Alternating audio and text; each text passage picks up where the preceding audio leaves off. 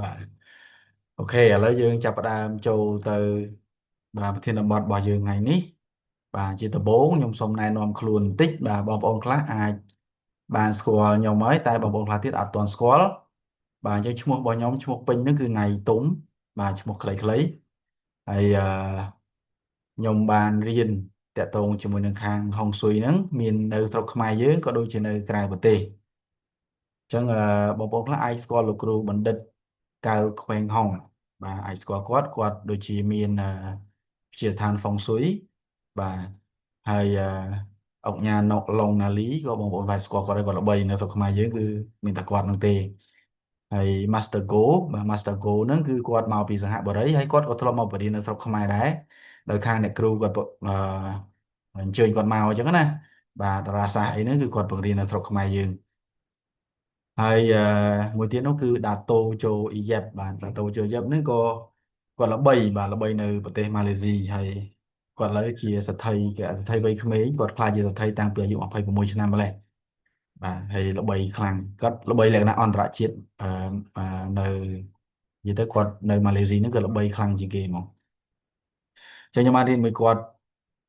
ប៉ាជឺហើយនឹងហ្វុងស៊ុយបាទបើខ្ញុំនិយាយមួយទៅខ្ញុំរៀនជាមួយលោកគ្រូកៅខ្វែងហុងហ្នឹងខ្ញុំរៀនបានហុងស៊ុយមួយចំនួន អឺហើយបើប៉ាជីខ្ញុំរៀនចប់ទាំងអស់មួយគាត់តែបើហុងស៊ុយខ្ញុំអត់បានរៀនចប់ទាំងអស់មួយគាត់រៀនបានមួយចំនួនអឺចំណែកអ្នកគ្រូណាលីខ្ញុំរៀនបានជាមួយគាត់តែប៉ាជីទេហើយ Master Go នេះខ្ញុំរៀនបានជាមួយគាត់ហុងស៊ុយបាទខាងហុងស៊ុយគឺរៀនមួយគាត់សុទ្ធមកអត់បានរៀនប៉ាជីដែរដល់ពេលដាតូចូលយប់នេះបានខ្ញុំរៀនប៉ាជីហើយនៅហ្វុងស៊ុយបាទតែមួយដាតូនេះខ្ញុំរៀនហ្វុងស៊ុយថ្នាក់ជាន់ខ្ពស់ នៅខាងសិង្ហបុរីនេះខ្ញុំរៀនហ្វុងស៊ុយបែបសួនកុងបែបនិយាយថា advance ដល់ពេលនេះគឺហ្វុងស៊ុយជាន់ខ្ពស់ហើយនឹងប៉ាជឺខ្ញុំរៀនមួយគាត់ចប់ទៀតបាទខាង mastery អញ្ចឹងនិយាយទៅខ្ញុំជំនាញលើនេះជំនាញពីរធំនេះគឺខាងហុងស៊ុយហើយនឹងប៉ាជឺហ្នឹងឯងបាទរើសវេលាអីផ្សេងអានឹងបន្ទាប់បន្សំអញ្ចឹងណាបាទហើយថ្ងៃនេះខ្ញុំមកចែករំលែកបងប្អូនទាំងអស់គ្នាបាទទីមួយគឺនិយាយពីគោលការណ៍នៃភាពជោគជ័យកុំឲ្យបងប្អូនយល់ច្រឡំ មានអ្នកដែលគាត់យល់ច្រឡំជាច្រើនថាគាត់ណាជឿហុងស៊ុយគាត់ណារៀបហុងស៊ុយឬក៏ប៉ាជឿទៅខ្លាយជាមនុស្សជោគជ័យអត់ទេយើងមានគោលការណ៍3ធំដែលខ្ញុំនឹងនិយាយហើយក៏បងប្អូនធ្លាប់បានឮដែរតាក់ទងនឹងគោលការណ៍3ហ្នឹងហើយខ្ញុំនិយាយអ្វីទៅជាប៉ាជឿរបៀបនៅក្នុងការអានប៉ាជឿប៉ុន្តែយើងអត់ស៊ីជម្រៅទេការអាននេះឲ្យបងប្អូនស្គាល់បាទស្គាល់តារាងស្គាល់អីផ្សេងហើយខ្ញុំនឹងបន្ថែមព័ត៌មានមួយចំនួនដើម្បីឲ្យបងប្អូនងាយយល់ ហើយប្រភេទរាសីនៅក្នុងក្បួនប៉ាជឿអញ្ចឹងប៉ាជឿមានប្រភេទរាសីច្រើនបាទអត្ថន័យនៃធាតុទាំង5បាទដំបូងខ្ញុំចង់និយាយអំពីសត្វទាំង12ដែរប៉ុន្តែវាវែងវាឆ្ងាយវាច្រើនពេកអញ្ចឹងនៅយប់នេះខ្ញុំនិយាយតែធាតុទាំង5ទេហើយចាំយើងទៅនិយាយបន្តទៀតនៅអឺយើងបែងធាតុទាំង5ហ្នឹងទៅជាទាំង10បាទថាវាមានយិនយ៉ាងឬហើយបាទយើងចាំយើងទៅនិយាយនៅសត្វទាំង12ទៀតចាំយើងមានវគ្គក្រោយទៀត ហើយរបៀបមើលធាតុអំណាចនិងធាតុលុយបាទអញ្ចឹងនៅវគ្គក្រោយខ្ញុំនឹងបន្ថែមមើលធាតុផ្សេងទៀតអញ្ចឹងទៅបាទយើងទុកខ្លះព្រោះដោយសារយើងមានពេលខ្លីហើយវិធីការតាមក្បួនតាមកត្តាមនុស្សតាមមេឃតាមដីបាទខ្ញុំនឹងបង្ហាញត្រួសតទៅនឹងអាហ្នឹងបាទអឺឥឡូវយើង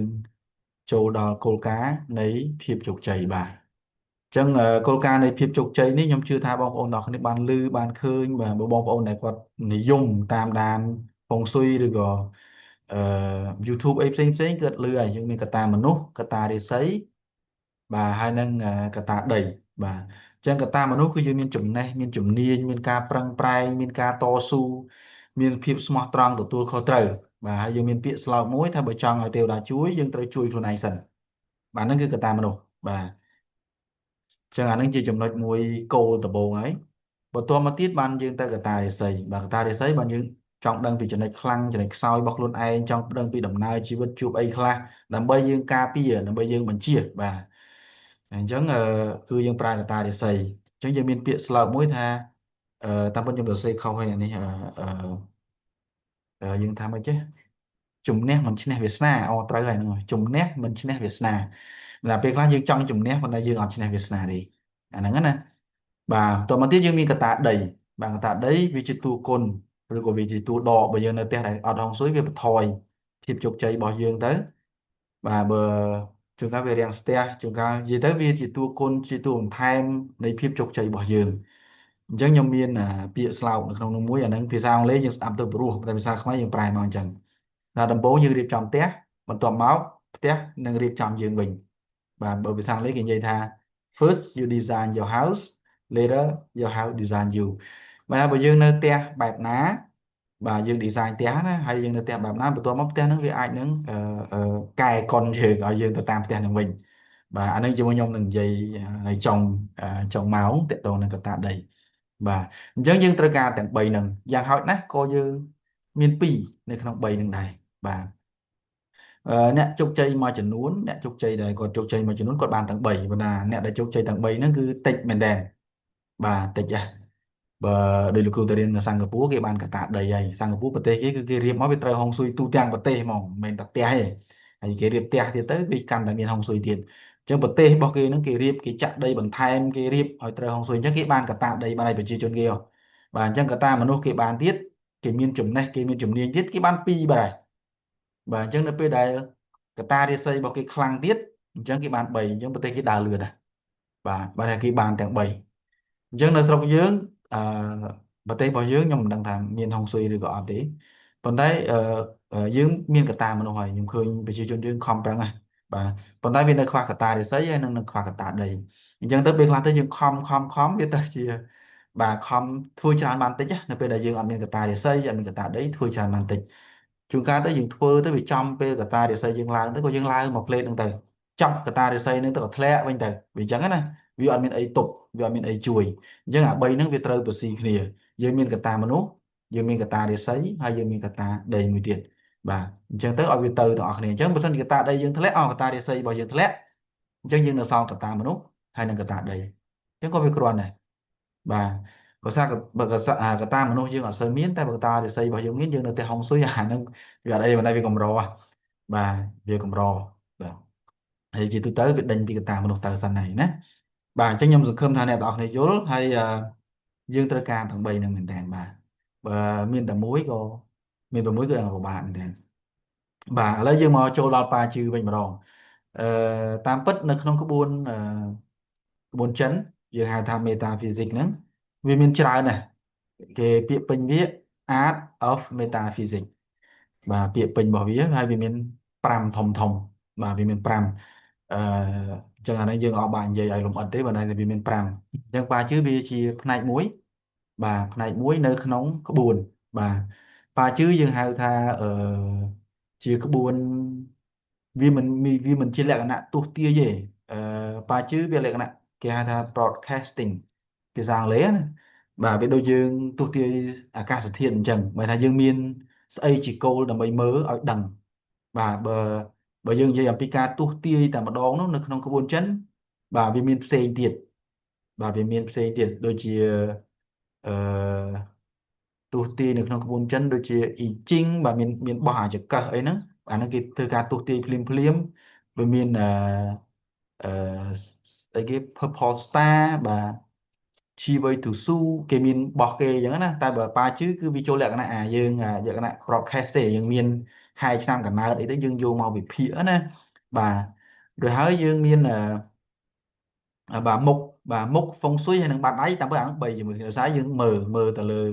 លលើរូបរាងផ្ទះយើងមើលលើរូបរាងផ្ទះបាតដៃយើងមើលលើរូបរាងបាតដៃហើយមុខយើងមើលលើរូបរាងមុខអញ្ចឹងអា3ហ្នឹងវានៅជាមួយគ្នាអាហ្នឹងបាទវាជាការគេ physical អឺភាសាអង់គ្លេសវា physical បើថាយើងមើលជារូបរាងអញ្ចឹងទៅហើយបើមុខហើយនឹងប៉ាជឺហ្នឹងវាតកតងគ្នាទៀតមុខហើយនឹងប៉ាជឺមុខគេហៅថាអឺ earthly បាទ earthly destiny earth គេប្រាប់ពី earthly ដល់ពេលអាប៉ាជឿនេះគេហៅ heavenly គេប្រាប់ពី heavenly អាពីរហ្នឹងវាប្រតិគ្នាបាទឥឡូវយើងមកប៉ាជឿយើងវិញអញ្ចឹងប៉ាជឿយើងអាចប្រែជាភាសាខ្មែរទៅមិនពិបាកស្ដាប់បន្តិចសសរស្តម្ភទាំង4នៃព្រហ្មលិខិតបាទបើយើងប្រែជាខ្មែរ Four Pillar of Destiny បាទតែខ្មែរយើងហៅប៉ាជឿប៉ាហ្នឹងវាប្រែថាបាទប្រែថា8ប៉ាណាហើយជឿហ្នឹងគឺប្រែថាអក្សរអញ្ចឹងអក្សរ8ដូចខ្ញុំគូហុំនេះបងឃើញហើយ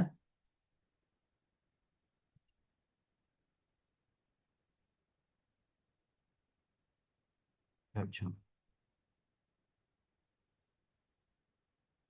vì ọt chênh bật ok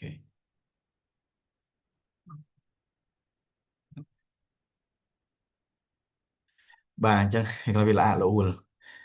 អញ្ចឹងវាមាន8អក្សរបាទអញ្ចឹងយើងមានតួឆ្នាំហ្នឹងខាងលើខាងក្រោមតួខែក៏ខាងលើខាងក្រោមហើយតួថ្ងៃតួម៉ោង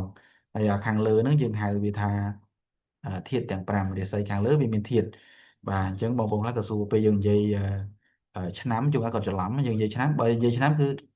សំដៅទៅលើរាសីខាងក្រោមហើយពួកខាងក្រោមមានតែឆ្នាំទេបាទបើយើងនិយាយធាតុគឺរាសីខាងលើហើយ ព្រោះធាតុខាងលើវាមានតែបាទវាមានតែធាតុទេបាទអញ្ចឹងនេះគឺគេហៅយើងហៅថាបាទយើងបានថាគេយកខែឆ្នាំកំណើតរបស់យើងបាទយកទៅគណនាតាមក្បួនចិនបាទឲ្យយកវេលាចែកឆ្នាំនោះថ្ងៃទី4ថ្ងៃទី4ខែ2បាទអញ្ចឹងទៅគេបានជាខែឆ្នាំកំណើតមកបានជាតារាងសំទោសបានជាតារាងយើងគេហៅថាប៉ាជឺនឹងមកណាបាទអញ្ចឹង នេះយើងស្គាល់ប៉ាជឺហើយអញ្ចឹងយើងនិយាយអំពីរបៀបក្នុងការអានប៉ាជឺអញ្ចឹងការអានប៉ាជឺគឺយើងផ្គុំវា3ចូលគ្នាបាទយើងផ្គុំវា3បាទអញ្ចឹងយើងប្រើតារាងប៉ាជឺយើងហៅថាតារាងរាសីបាទតារាងរាសីគូ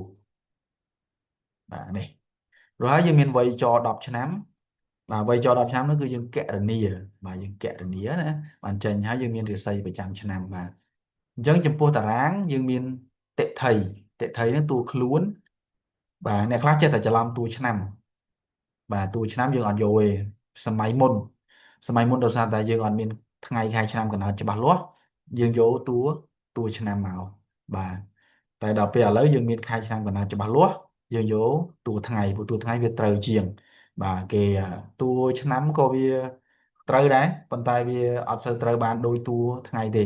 ដោយសារតួឆ្នាំយើងដឹងហើយឆ្នាំថោះឬមនុស្សច្រើនអ្នកកើតឆ្នាំថោះបាទអញ្ចឹងវាអត់ដូចតួថ្ងៃទេបាទតួថ្ងៃវាច្បាស់លាស់ជាងអញ្ចឹងណា បាទអញ្ចឹងយើងបានតួថ្ងៃគេហៅថាតិថីហ្នឹងខាងលើរាសីខាងលើហើយបានយើងយកមកធៀបជាមួយនឹងតួខែបាទយើងយកមកធៀបគ្នាមកយើងយកមកដេញបាទដើម្បីរកប្រភេទរាសីហើយនឹងរកធាតុត្រូវការបាទហើយយើងអាចអាតារាងនេះយើងអាចប្រាប់យើងថាអូយើងមានបញ្ហាគូបាទយើងមានបញ្ហាខ្សោយចំណេះដឹងអត់សូវចង់រៀនយើងឆ្លាតពេកបាទយើងឯករាជ្យពេកបាទយើងគួរតែធ្វើនេះយើងគួរនេះតារាងហ្នឹងវាជួយប្រាប់យើងបានបាទដូចខ្ញុំដាក់ខាងនេះអញ្ចឹងតារាងរាសីប្រាប់ពីប្រភេទរាសីចំណុចខ្លាំងនិងចំណុចខ្សោយបាទអានេះវាប្រាប់យើងហើយយើងមានជំរើសពីរយើងគួរតែដើរទៅតាមអាហ្នឹងឬក៏យើងប្រឆាំងជាមួយវាបាទយើងគួរតែដើរតាមវាឬប្រឆាំងវាយើងមានជំរើសពីរបើអ្នកដែលអាចប្រឆាំងជាមួយនឹងអាហ្នឹងបានប្រឆាំងជាមួយនឹងតារាងហ្នឹងណាបាទអញ្ចឹងមនុស្សហ្នឹងភាគច្រើនជោគជ័យធំបាទឥឡូវខ្ញុំឧទាហរណ៍មួយថានៅក្នុងរាសីគាត់ខ្សោយនិយាយយើងមើលតារាងគាត់ទៅគាត់ខ្សោយនិយាយហើយយើងដឹងថាបើគាត់និយាយបានបកកែនិយាយគឺគាត់ជោគជ័យមកអញ្ចឹងសំណួរគាត់ថាគាត់គួរតែទៅរកការងារដែលមិនពាក់ព័ន្ធនឹងនិយាយឬក៏គាត់ទៅហាត់រៀននិយាយឲ្យបកកែអានឹងជំរើសណាបាទអញ្ចឹងប៉ាជឿវាជួយប្រាប់យើងអញ្ចឹងតែយើងខ្ជិលទេយើងថាអូខេជីវិតខ្ញុំអត់សូវបាក់ទៅពិបាកពេកទេអញ្ចឹងខ្ញុំទៅរកការងារណាដែលមិនពាក់ព័ន្ធនឹងការនិយាយព្រោះខ្ញុំវាអត់សូវចេះនិយាយតែបើថាហេខ្ញុំអត់ទេខ្ញុំចង់ជោគជ័យព្រោះអានឹងវាជាឧបសគ្គបាទអញ្ចឹងយើងទៅប្រឹងរៀននិយាយដើម្បីឲ្យយើងជោគជ័យអញ្ចឹងវាមានពីរហ្នឹងណា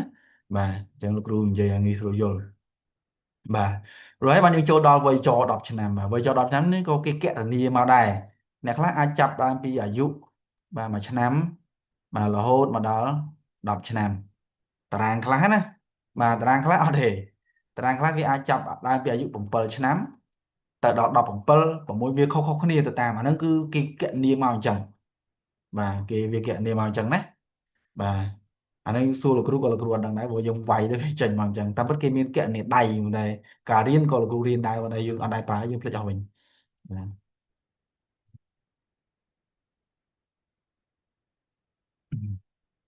ពេលឥឡូវយើងតទៀតហើយយើងមានរាសីប្រចាំឆ្នាំបាទអញ្ចឹងវ័យចវាប្រាប់ពីដំណើរជីវិតបាទត្រូវជួបអីខ្លះបាទជួនកាលអ្នកខ្លះត្រូវផ្លាស់ប្ដូរជីវិតបាទអ្នកខ្លះក៏បាទត្រូវជោគជ័យឆ្នាំណាអីក្នុងវ័យណាអីវាប្រាប់យើងឲ្យបរាជ័យអីចឹងណាបាទជួបឧបសគ្គអីផ្សេងហ្នឹងគឺវ័យច10ឆ្នាំវាក្តោបធំជាងគេ បានរាសីប្រចាំឆ្នាំហ្នឹងបានវានិយាយជួនកាលវាទៅបន្ថែមជួនកាលវាទៅបន្ថយអីចឹងទៅបាទរាសីប្រចាំឆ្នាំណាអឺបើលោកគ្រូផ្ដោតជាងគេគឺវ័យច10ឆ្នាំព្រោះកាលដែលលោកគ្រូរៀនដំបូងចេញអានរាសីដំបូងអឺនៅក្នុង10ឆ្នាំហ្នឹងលោកគ្រូក៏ជឿដែរជឿថាមានមួយឆ្នាំហ្នឹងវាហេងមកយើង10ឆ្នាំសូយវាមានមួយឆ្នាំហ្នឹងហេងហើយលោកគ្រូទៅរៀនជាមួយលោកគ្រូខ្លះទៀតហ្នឹងគាត់បែង5ឆ្នាំផ្សេងទៅ5ឆ្នាំផ្សេងទៅបើយើងខ្លះបើថា5ឆ្នាំយើងអាចសូយទៅ5ឆ្នាំយើងអាចហេងទៅតែដល់ពេលលោកគ្រូរៀនបានច្រើនយើងរៀនគ្រូច្រើនហើយយើងបូកជាមួយនឹងបទពិសោធន៍យើងឃើញថាកាលណានិស្សិត10ឆ្នាំធ្លាក់បាទនឹងលោកគ្រូនឹងនិយាយលម្អិតបើក្រោមទៀតចឹងអាឆ្នាំនេះអារិស័យប្រចាំឆ្នាំក៏ពិបាកជួយដែរយ៉ាងដូចយើងឃើញអ្នកខ្លះគាត់ធ្លាក់10ឆ្នាំធ្លាក់20ឆ្នាំបាទអ្នកខ្លះគាត់រត់ទៅរៀបចៅអុងឬក៏ដួងកែកំណើតដែលមានតម្លៃរាប់ម៉ឺនដុល្លារក៏ដោយសារតែអ្វីចរហ្នឹងវាធ្លាក់10ឆ្នាំ20ឆ្នាំវាយូរពេកបាទហើយនៅក្នុងឆ្នាំហ្នឹងវាអត់មានអាឆ្នាំណាជួយគាត់បានអញ្ចឹងណាចាអ្វីចរហ្នឹងគឺសំខាន់ជាងគេបើសិនតែឃើញអ្វីចរល្អហើយអូមួយឆ្នាំហ្នឹងមិនបាច់ភ័យទេបាទវាមានតែហេងហើយនឹងហេងខ្លាំងតែបើសូយគឺមានតែសូយខ្លាំងបើអ្វីចរយើងធ្លាក់ទាំងពីរសូយនឹងសូយខ្លាំងអញ្ចឹងទៅបាទហើយរាសីប្រចាំឆ្នាំហ្នឹងវាចាំតែបន្ថែមឯងវាចាំបន្ថែមថាយើងឧទាហរណ៍បើយើងវ័យចរឆុងវាទៅបន្ថែមឆុងទៀតអាហ្នឹងកាន់តែធ្ងន់ទេវាបន្ថែមវាទៅបន្ថែមបាទបើយើងហេងវាទៅបន្ថែមហេងទៅហេងខ្លាំងអញ្ចឹងទៅអញ្ចឹងយើងតមកទៀតបាទយើងតមកខ្ញុំនិយាយអំពីតារាងម្ដងបាទតារាងប៉ាជឿមិញយើងស្គាល់ហើយតារាងប៉ាជឿតិថីហើយអញ្ចឹងខ្ញុំនិយាយអំពីឆ្នាំខែថ្ងៃនិងម៉ោងអញ្ចឹងនៅក្នុងក្បួនប៉ាជឿយើងរាប់ពីខាងស្ដាំឆ្នាំមុនណារាប់ពីឆ្នាំមុនស្ដាំទៅឆ្វេងឆ្នាំខែថ្ងៃម៉ោងយើងរាប់យ៉ាងវិញអញ្ចឹងពីអាយុ1ឆ្នាំដល់19ឆ្នាំបាទពីអានេះ20ខ្ញុំដាក់19 20ដល់39 40ដល់59 60ដល់79អានេះខ្ញុំចង់និយាយថាទាំងអស់ហ្នឹងណាមិនមែនតែតារាងមិនមែនតែខាងលើទេណាចង់និយាយថាមកកន្លងឆ្នាំនេះបាទមកកន្លងនេះវានិយាយអំពីអាយុ1ឆ្នាំដល់19ឆ្នាំបាទកន្លងឆ្នាំហ្នឹងណាអញ្ចឹងបើយើងចង់ដឹងថាពី1ឆ្នាំដល់19ឆ្នាំបាទយើងអាចនឹងជួបបញ្ហាអីខ្លះគេមើលតែតួឆ្នាំហ្នឹងឯងបើសិនជាតួឆ្នាំនិងតួខែយើងឆុងអាហ្នឹងគឺបែរថាវ័យកុមារភាពរបស់យើងគឺយើងអាភ័ព្វវាឆុងគ្នាបាទអាភ័ព្វហើយឬក៏វាជាប់ DE បាទយើងអាភ័ព្វដែរហើយបើវាឆុងផងវាជាប់ DE ផងកំព្រាអានោះលោតទៅកំព្រាហ្មងអាចមានឪពុកស្លាប់ឬក៏ម្ដាយស្លាប់បាទបើសិនជាយើងគ្រាន់តែវាឆុងគ្នាត្រឹមលេងលះទេបាទលេងលះបាទឬក៏បើវាជាប់ DE ឪពុករវល់ឬក៏ម្ដាយរវល់ផ្ញើយើងនៅនឹងយាយបាទអាហ្នឹងណាប៉ុន្តែវានៅមានវ័យចរនៅមានអីទៀតមកបន្ថែមទៀតដូចនិយាយវាបន្ថែមទៀតពេលខ្លះបើវាមាន DE ហើយស្រាប់តែអ្វីចរនឹងឆុងទៀតក៏វាលោតចូលទៅកំព្រាដែរអញ្ចឹងណាអានេះយើងនិយាយទូទៅសិនទេអញ្ចឹងបងប្អូនអាចមើលទៅមើលតារាងខ្លួនឯងដែលខ្ញុំឲ្យ download នោះបាទយើងអាចប្រើរបស់អ្នកគ្រូវុយគីមក៏បានរបស់អ្នកគ្រូណាលីក៏បានតែរបស់ណាក៏បានដែរហើយសម្រាប់ខ្ញុំសង្ឃឹមថាខ្មែរយើងនឹងរួបរวมគ្នាក្លាយទៅជាសហគមន៍ហ្វុងស៊ុយមួយឬក៏មួយដ៏ខ្លាំងណាអត់ចង់ឲ្យបែកដូចឥឡូវទេឥឡូវម្នាក់បែករៀងខ្លួនអញ្ចឹងសម្រាប់ខ្ញុំមានអារម្មណ៍អត់សូវសប្បាយចិត្តដែលយើងទៅប្រទេសគេយើងឃើញគេរួមគ្នាដែលមកប្រទេសយើងប្រកាន់គោលការណ៍រៀងខ្លួនខ្ញុំអត់សូវសប្បាយចិត្តអញ្ចឹងណាហើយអានឹងសង្ឃឹមអនាគតបាទអនាគតតើយើងចេះរួមគ្នាណាបាទខុសត្រូវឲ្យយើងនិយាយគ្នាទៅហើយបាទវិជាវាមានច្រើនអីទៅគុំថានេះខុសអានោះត្រូវអីចឹងណាយើងរួមគ្នាអភិវឌ្ឍរួមមួយទៅអានេះគំនិតរបស់ខ្ញុំទេអឺអញ្ចឹងបើសិនជាយើងមើលតារាងរបស់យើងឃើញឆុងបាទយើងឃើញខែហើយនឹងឆ្នាំឆុងអញ្ចឹងអានឹងបានថាយើងបញ្ហាយើងមានបញ្ហាអាភ័ព្វនៅពីតូចហើយពីតូចគឺវេទនាបាទឬក៏ជាប់ DE ហើយយើងខ្វះភាពកក់ក្ដៅហើយបើគាត់ណាយើងគ្រាន់ជាប់ DE វាគ្រាន់ជាអាឆុងបាទអាឆុងហ្នឹងវេទនាហ្មងជួបរឿងរ៉ាវបាទទ្រាំបានដល់វ័យធំផុតណាបាទហើយសម្រាប់ខែវិញគឺ19ដល់39បាទនិយាយរួមទៅអានេះយើងយក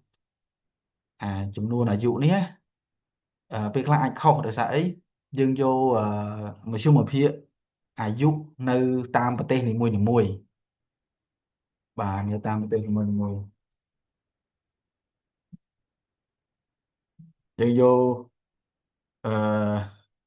mà chung phiêu thao tha bờ tây dưỡngอายุ đôi chỉ học trăm học sập pram nè vì sao lấy ha thà life expectancy life expectancy trăm ta học sập pram chứ khi vô gặp chạy buồn đòi nào nhé chẳng cái này bà nơi sau cái ai đọc bài để chẳng được bà đời xa để nó mấy với bằng bao nhóm nó bị chết tại lốt hoặc rồi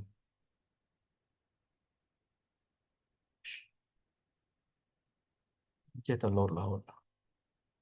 rồi có ai mà viện đi bật của đi chào sân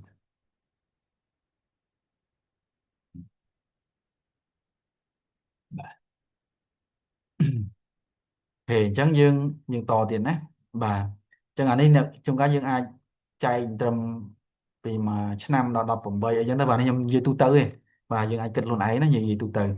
ở việc bẹp bọn ở dụ nó không bật tên này mùi chẳng đây bà chẳng bây giờ dây vìอายุcứ dương mơ bạn nè nèอายุcứ dương mơ bạn nè dương chụp ấy khla bà ở lớp nhóm u thò mùi tiêu tha khai hai này năm trong cái này chẳng phải tha dương nơiอายุdương chập bị bàn và pôn đấy bàn cru xá đó bà chập bị bàn cru xá đó bà mà đo là dụ tung sai ấy bà ở dụ là dụ sai ấy bọn ấy bị sai từ hàng mà đo sai đó bà cứ dân chua bánh hà rừng cù mà chú lúc này đây bà pôn cứ ọt đai trơ này đi bà sai về chồng bà chúng ta bộ pôn mua thua chỉ môi khang dương dương về nhây nhảy á chứ ai đâu về trong nên là cái nông để sấy cứอายุจะรอนั่นคือเงี้ยใหญ่จังยังโจตัวมือtới bữa giờยังmiên sống nơiจะรอนั่นคือเงี้ยใหญ่vậy bà hãy dừng chờ ngó bà làm mấy bạn chỉ vật dư về chân mà cả bị không mấy đoạn ấy đi tại vì mình đo chỗ mà miên cú bây giờ chụp ảnh hà bị không mấy sao lưới nó bị miên cú cho chụp kì và nhưចឹងណាbà anh đang gừng trắng hay bữa sinh chỉ về trong ngày hay đằng máu anh đang cứ về giờ chả bà hai tua thái cứ tẹt tổng cũ á, bà bởi vì chống cứ miền Bắc Hà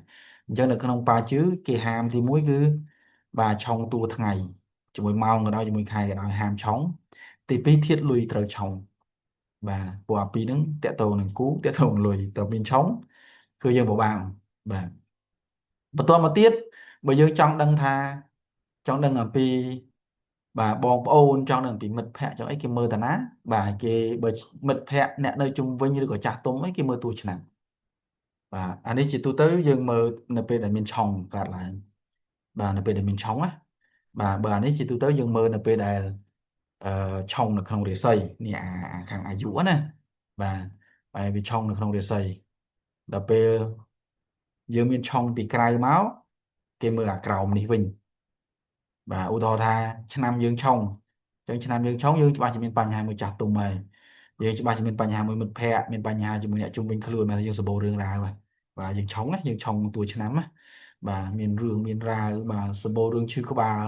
bà đứa ọt ấy sọ có chứ rương ra cái năm vô mau ở đây chẳng tới chẳng một bô này miền trong tôi chứ nắm ai sầm còn luôn này bà này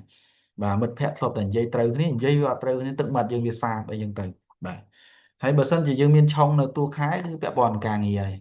càng nghi cru sa bong bô này chẳng tới bà bị trong chẳng hạn đấy cứพี่จานវាពាក់ព័ន្ធនៅពេលដែលវាឆុងមកខាងពីខាងក្រៅបាទហើយបើឆុងមួយតួថ្ងៃអានឹងឆុងមួយប្រពន្ធដែរតែបើយើងអត់គូឆុងបានគូតែបើយើងមានគូអានឹងអាចឆុងឆ្លោះគ្នាបើសិនជាយើងមើលទៅឃើញមានវ័យចរអីណានៃផ្សេងមករួមគ្នាអានឹងយើងដើរលេងគ្នាបាទឬក៏នៅក្នុងខែហើយនឹងថ្ងៃនេះយើងឆុងហើយបាទថាតែមានឆ្នាំនោះមកឆុងមួយទៀតអានឹងដល់ទៅហើយបាទដល់ទៅហើយប៉ុន្តែលោកគ្រូបញ្ជាក់ឆុងมันប្រកាសថាអាក្រក់ឯណាបាទហើយភាគីក៏មិនប្រកាសថាអាក្រក់ដែរបាទពេលខ្លះយើងការប្រពន្ធឬក៏យើងការប្តីមកប្តីនោះវាអត់កើតឬក៏ប្រពន្ធនោះអត់កើតស្មាតូមិនមែនថានេះទេគាត់ថាយើងចង់ឧទាហរណ៍ឯងពីការឆុងឯណាបាទតែតែយើងឆុងបែកទៅយើងទៅបានមួយទៀតល្អជាងមុនអញ្ចឹងណាជីវិតយើងប្រសើរជាងមុនអាហ្នឹងគេហៅថាឆុងហេងហើយអញ្ចឹងពេលខ្លះទទួលស្គាល់ថាឆុងវាមានបញ្ហារឿងរ៉ាវបើយើងអត់សប្បាយចិត្តទេកាលណាឆុងគឺបាទដូចយើងធ្លាក់ទូរស័ព្ទបែកvậyណាហ្នឹងគេហៅឆុងហើយតែបើសិនជាឆុងហេងធ្លាក់បែកអាចាស់ទៅយើងទិញបានអាថ្មីបាទនៅបើឆុងហេងណាតែយើងប្រុងទិញអាថ្មីហើយតែអាបែកវាធ្លាក់អញ្ចឹងវាអត់បញ្ហាទេអាហ្នឹងចង់និយាយអញ្ចឹងណាតែបើឆុងសូយអាហ្នឹងបានបញ្ហាបើឆុងសូយ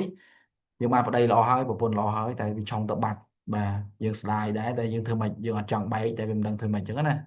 bà trong trong tập bạch bà cha nó coi dương ở đang thương mạch đây nhé bà hay tẹt tông máu cứ tẹt tông chừng mười con trai cả mà đã tuần bờ tu máu này dương mơ đài dương mơ bờ sân chỉ còn ở dụ trà thấy trong tu máu ở con trai rồi mà rồi việc đó là con trai rồi tôi còn là trai ở đây này còn lên Rossi này mà là bây giờ ăn được rất nhiều slide năng đá còn mọi việc võ lắm bà ô ra dương khơi nhà đây ụt hò mới tiệt giờ này chọn tại bờ sân chỉ có trong nữa bây giờ có trong có à dụ tầm sai ấy trong tu máu ở Rosika đây bà Rosika đây chẳng á dương dương dương ai đằng bà thấy trong máu này bây giờ con là dụ sam sai ấy con thơ ca cả đời con từ lui lên forex từ lui lên crypto ấy chứ cái này vì máu hả là vì máu tuổi con nó thơ thơ ca sốc sốc á thế nó khơi để vị dụ cho mọi kỳ khá tới nó trong máu này chẳng à anh ấy là crew bây giờ tam bọt vì sao phò nghề mà mình vô từ đây mà từ đây chả na bởi dương riêng nó sẽ làm thì bà hay crew chả đến nó vào bình thường ta này là crew giấy máu được sao tại dương bọt vì sao 4-5 năm thời ca mơ để xây ở cái giấy giấy máu kia và chạy về đánh ប្រពន្ធដូចគ្នាបើថាយើងឃើញគាត់ចាស់ហើយទៅឆុងប្រពន្ធអីទៀតឆុងប្ដូរទីលំនៅអញ្ចឹងទៅឬក៏គាត់ឈឺអីអញ្ចឹងទៅណាបាទយើងអាចមើលឆុងតួខែក៏ដូចគ្នាបាទបើគាត់ចាស់ហើយគាត់មានធ្វើការធ្វើអីអញ្ចឹងបើឆុងតួខែបាទន័យថាគាត់អាចអត់ត្រែតបាទគាត់មិនឈប់ការងារមានបញ្ហាកន្លែងការងារទេគាត់អត់ត្រែតគាត់អីអញ្ចឹងទៅបាទអាហ្នឹងគឺឲ្យងាយស្រួលយល់អញ្ចឹងណាបាទអញ្ចឹងអាហ្នឹងគឺយើងមើលទៅតាមហ្នឹងអញ្ចឹងបើយើងចង់ដឹងពីក្មេងបាទយើងមើលតាណាអ្វីជំទង់យើងមើលតាណាបាទយើងអាចមើលតាមហ្នឹងហើយពេលដែលមានឆុងមកយើងបាទឆុងជួបរឿងអីខ្លះយើងអាចមើលដឹងហើយមួយទៀតដែលលោកគ្រូចំណាំបាទពេលខ្លះឆ្នាំដែលយើងសូយáបាទឆ្នាំដែលសូយយើងខំការពារបាទដោយលោកគ្រូចេញទាយដំបូងក៏ដូចគ្នាចេញមើលរាសីដំបូងដូចគ្នាដែរអូឃើញគាត់ឆុងតាក់ទងលុយបាទឆុងទូខែហ្នឹងខំលោកគ្រូខំឲ្យគាត់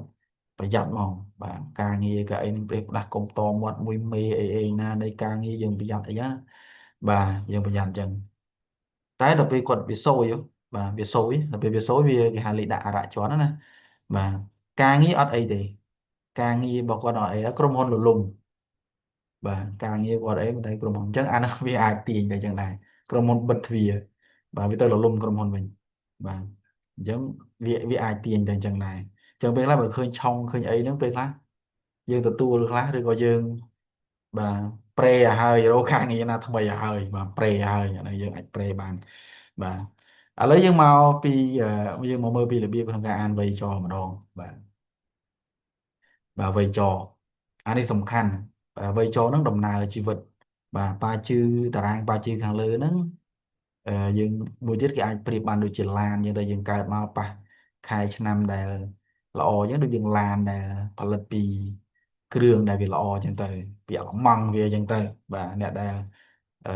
កើតក្នុងខែឆ្នាំមិនសូវល្អនោះក៏ដូចជាឡានចិនអញ្ចឹងទៅបាទឡានដែលមានគ្រឿងមានអីអន់អញ្ចឹងទៅក៏ប៉ុន្តែវាមានអានេះបាទអាវ័យចរនេះវាអ្នកជាអ្នកសម្រេចឯង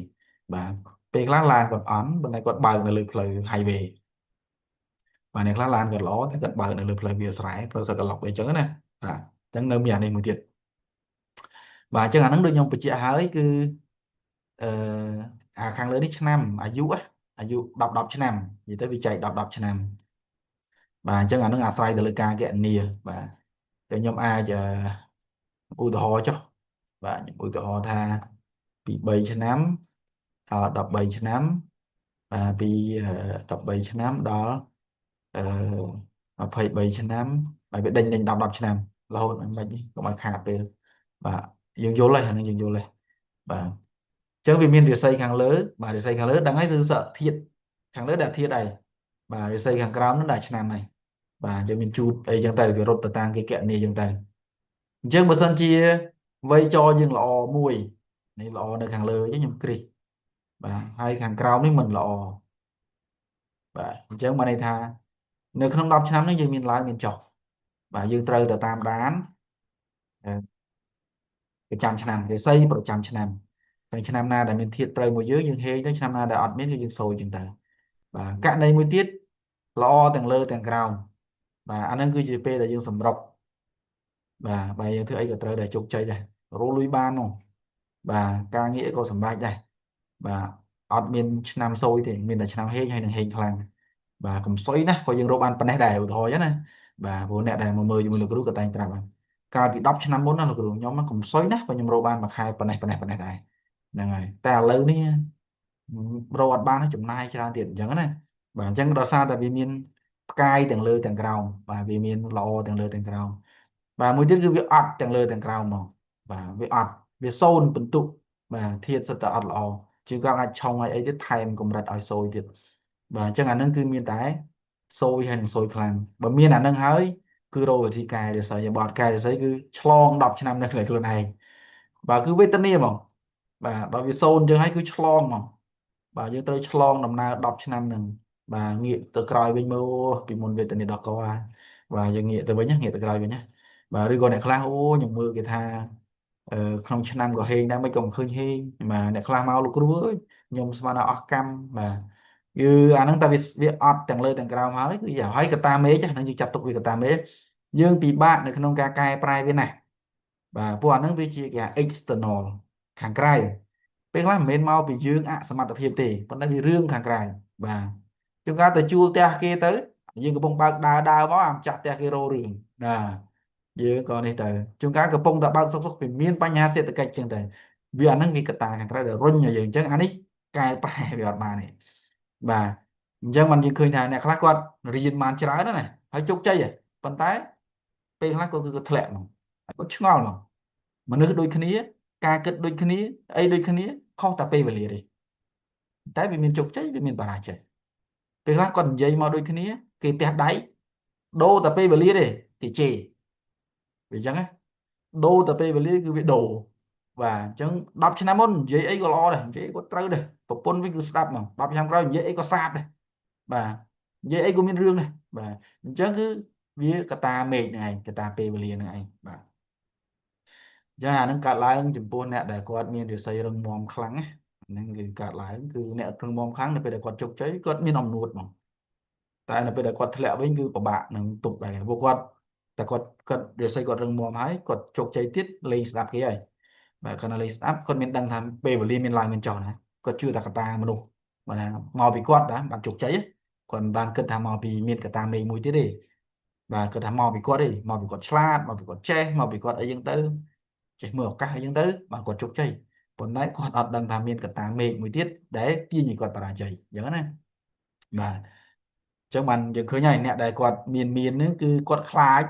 បាទចំណាយលុយរាប់ម៉ឺនទៅធ្វើដួងកែកំណើតគឺគាត់ខ្លាចអាហ្នឹងឯងបាទបើយើងសម័យវិញបាទបើយើងសម័យអឺបើយើងអាយ៉ាបើយើងមើលវិញអ្នកដែលមានលុយរាប់ម៉ឺនដុល្លារហើយទៅចំណាយធ្វើដួងកែកំណើតអីនេះយើងគិតថាមិនគាត់ល្ងងឬក៏គាត់អីដែលគេមានលុយរាប់ម៉ឺនដុល្លារនៅក្នុងដៃគេមិនល្ងងទេបាទហើយគេមិនចេះតែទៅជឿព្រះប្រាស់ដែរមានទេបាទគេមិនចេះតែឆោតយកលុយរាប់ម៉ឺនដុល្លារឬក៏ម៉ឺនទៅចោលទេអត់ទេតែដោយសារថាគេបានឆ្លងហើយគេបានដឹងពីអាធម្មពលនៃវ័យចូលឬក៏តាមេឃនឹងអញ្ចឹងណាបាទអញ្ចឹងអានេះគឺខ្ញុំសម្រាយលើនេះបាទវ័យចូលបាទលើក្រោមវិញខ្ញុំបាននិយាយហើយអញ្ចឹងសង្ឃឹមថាបងប្អូនអឺយល់ណាបាទខ្ញុំនិយាយមួយឲ្យបងប្អូនទាំងអស់គ្នាហើយបើអត់ទាន់អីចាំមើលសួរពេលចុងមកឥឡូវយើងតទៅទៀតបាទនេះតទៅនឹងប្រភេទរាសីបាទអញ្ចឹងបងប្អូនដែលអត់ទាន់បានរៀនដល់ខ្ពស់បាទរៀនដល់ច្រើនយើងអត់ទាន់ដឹងថាយើងមានប្រភេទរាសីប្រមាណទេយើងអត់ទាន់មានទេហើយបងប្អូនខ្លះយើងប្រើតែ app ទៅក៏ចេះតែចេញមកអីចឹងណាអឺពេលខ្លះវាអត់ត្រូវ app ចឹងណាពេលខ្លះក៏វាត្រូវទៅយើងអានេះក៏ខ្ញុំវាមិនដឹងដែរបាទប៉ុន្តែគាត់ថាដើម្បីឲ្យយើងដឹងថារាសីរបស់យើងវាមិនគឺយើងត្រូវការវិភាគឲ្យបានច្បាស់លាស់អត់ចេះតែវិភាគទេអត់ចេះតែអ្នកខ្លះគាត់យកតាម app តាមអីឬក៏អីចឹងទៅវាអាចនឹងមានបញ្ហាដែរអញ្ចឹងណាតែនេះយើងមើលតាមតាណាទៅយើងអាចសាកពិសោធន៍អីសិនណាបាទគុំទាន់ចេះតែយកពីវាយើងអាចពិសោធន៍មើលតាមដានវាមើលណាបាទបូរិស័យវាមានច្រើនណាស់អញ្ចឹងជាទូទៅយើងស្គាល់តែ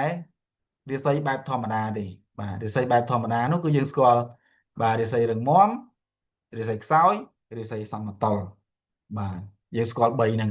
ហើយអ្នកខ្លះស្គាល់តែ2ទេ bà squat tại để xây rừng móm để xây sào bà bởi xây rừng móm dương tới cá thiết làm bấy thua vía miền sông mà to bà là bờ dương tới cá thiết để thua việc sỏi mà bình chẳng này bà để xây sáu nhưng thay miền chẳng tới bà dương squat tập năng tay tam bứt dương miền để xây chả này bà dương miền để xây chả này chẳng bờ sân dương dây để xây cạn này bị xây không vì miền rừng móm bị xây giờ miền sỏi tam cỏ sái bà này khai hạt sỏi bị xây miền để xây mai cốn bà để xây bị thiết này khai hạt để xây bị thiết bà nâng rê xây chạp chai mà rê xây bầy thiết rê xây chạp chai chẳng vì miền là nâng bà miền cạn này vì sao nó vì miền lo tọa độ buồn rồi bà rê xây mai côn rê xây chạp chai rê xây sao ấy. Hay bà dươngผมbay tới tiết rê xây rừng vì sao nó miền tật rừng vì sao bà miền phơi rừng vì sao miền đầy rừng vì sao bà hay sao ấy nó có miền tiết bà sao ấy rồi tăng của sai ẩm nát rồi tăng của sai lui rồi tăng của sai để tranh ấy chẳng cái này là việc đánh to tới tràn tiền chẳng tài bà ហើយបានយើងមានប្រភេទរាសីដែលអានេះអត់សូវមានកម្រជួបជួបមួយបាទនេះយើងមានរាសីជាប្រភេទរាសីបែបគ្រោះថ្នាក់ហ្មងរាសីឆ្លោះគ្នាបាទនៅក្នុងរាសីហ្នឹងគឺវាមានធាតុឆ្លោះគ្នាហ្មងមានទឹកមួយជាហៀងភ្លើងមួយជាហៀងអញ្ចឹងទៅឈើមួយជាហៀងអឺមាសមួយជាហៀងអញ្ចឹងទៅ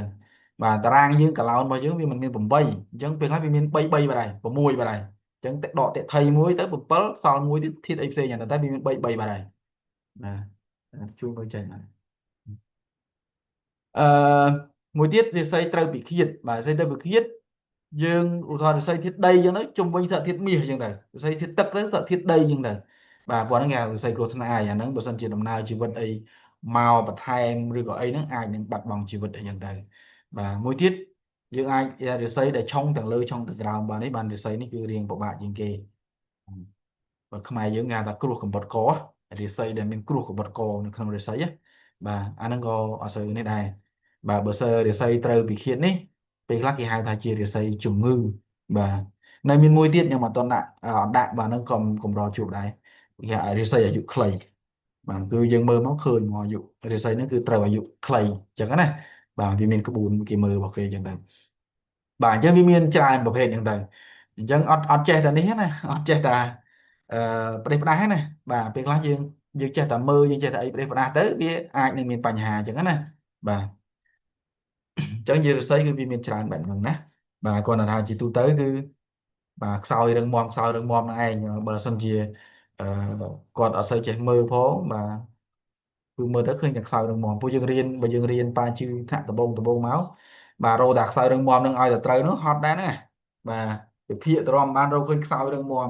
តរំបានដេញទៅពិសេសដេញទៅរិស័យអីផ្សេងៗទៀតហ្នឹងនោះ level 5 level 6នោះរៀនដល់ស្រុកគេឯនោះបានមានអញ្ចឹងណាបាទ បាទឥឡូវលោកគ្រូមកនិយាយពីអត្ថន័យនៃធាតុទាំង5បាទអញ្ចឹងលោកគ្រូនិយាយនេះនិយាយរឿងខុសគេបន្តិចបាទព្រោះបើសិនជាបងប្អូនចង់ដឹងពីអត្ថន័យនៃធាតុនីមួយយើងអាចចូលទៅមក YouTube ឬក៏បងប្អូនយើងបាទលោកគ្រូអ្នកគ្រូនឹងគាត់ share ច្រើនណាស់នៅក្នុង Facebook នៅក្នុងអីនោះបាទធាតុឈើតំណាងអីអានេះលោកគ្រូអត់និយាយអញ្ចឹងទេនិយាយថាបើយើងមានធាតុឈើច្រើនពេកមានធាតុឈើតិចពេកនឹងមានរឿងអីកើតឡើង បានន័យថានេះអត់គិតតិថីទេណាអត់គិតតួរាសីប្រចាំខ្លួនយើងទេអត់គិតទេណាយើងមើលមកយើងរាប់មកចាប់ពី3គឺច្រើនហើយបាទអញ្ចឹងយើងមើលក្នុងតារាងយើងមកមានឈើដកឈើបូកក៏ដោយក៏យើងរាប់ដែរខាលថោះអាហ្នឹងសុទ្ធឈើហើយអញ្ចឹងបើយើងមានថោះផងខាលផងហើយមានឈើបូកឈើដកនៅខាងលើផងចាប់ពី3ឡើងទៅអាហ្នឹងគឺច្រើនហើយបើសិនជាយើងមានធម្មតាអាហ្នឹងគេហៅថាធាតុឈើយើងល្មមគឺ2 ពីរគឺបានថាយើងជាមនុស្សស្មោះត្រង់យើងជាមនុស្សស្រឡាញ់ចំណេះដឹងយើងមានភាពជាអ្នកដឹកនាំយើងចូលចិត្តជួយបើសិនយើងមានតែពីរបាទយើងមានពីរបានថាយើងធាតុយើងវាល្មមហើយបាទនិយាយទៅធាតុទាំងអស់គឺចាំបាច់យើងត្រូវតែមានហ្មងមានតែ5ធាតុហ្មងប៉ុន្តែគាត់ថាពេលខ្លះវាលើសមួយពេលលើសទៅវានឹងមានន័យថាយ៉ាងម៉េចហ្មងអញ្ចឹងណាបាទអញ្ចឹងបើសិនយើងមានត្រឹម2អានឹងគឺគ្រប់គ្រាន់ហើយធាតុឈើបាទស្រឡាញ់ចំណេះដឹងបើយើងមានបើកូនរបស់យើងមានធាតុឈើ2យើងឆែករិស័យគាត់ទៅពីរយើងបាច់បារម្ភរឿងរៀនទេបាទរឿងរៀនទេអញ្ចឹងគឺដឹងតែរៀនអូតូហើយគឺដឹងថាកូនហ្នឹងគឺរៀនមិនប្រកែមិនក៏វារៀនដែរបាទឲ្យតែមានធាតុឈើចាស់មិនក៏រៀនបានដែរអញ្ចឹងណាតែបើសិនជាវាមានធាតុឈើ3បាទខ្ញុំបញ្ជាក់ម្ដងទៀតណាបាទទន្សាយនេះក៏ធាតុឈើដែរណាបាទខាលនេះក៏ធាតុឈើដែរអញ្ចឹងនៅពេលដែលយើងវាយតារាងប៉ាជឺយើងរាប់មើលមកថាយើងមានខាលមានថោះមាន ខាយើងថាថោះ2ថោះ3ក៏យើងចាត់ទុកថាធាតុឈើ3ដែរតោះហ្នឹងទៅច្រឡំណាជួនកាលយើងមានឈើដកបាទខ្ញុំដាក់រូបនេះគឺឈើដករូបនេះគឺឈើបោកជួនកាលឈើបោក2 3យ៉ាងទៅអញ្ចឹងឲ្យតែមាននៅក្នុងអាទាំងអស់នេះមានលើសពី3អាហ្នឹងគឺបាទមាន3ឡើងទៅមានលើសពី3ឡើងទៅគឺយើងចាត់ទុកថាលើសហើយអញ្ចឹងនៅពេលដែលយើងមានច្រើនពេកយើងមិនអាចចំណែនបាទធាតុឈើនៅពេលដែលមានច្រើនពេកគឺចំណែនហើយបាទយើងមានច្រើនពេកយើងមានប៉ុន្តែចំណែនអត់ឲ្យគេដឹងទេប៉ុន្តែគឺលួចចំណែនបាទរឿងរស់បាទធាតុឈើច្រើនពេកគឺរឿងរស់បាទព្រោះមនុស្សធាតុឈើយើងដឹងហើយកាលណាតែវាមានច្រើនពេកវាទៅជាព្រៃបាទព្រៃគឺពិបាកនៅក្នុងការចូលបាទពិបាកក្នុងការវែកតើយើងយកកំបិតមកកាប់បាទគឺរឿងរស់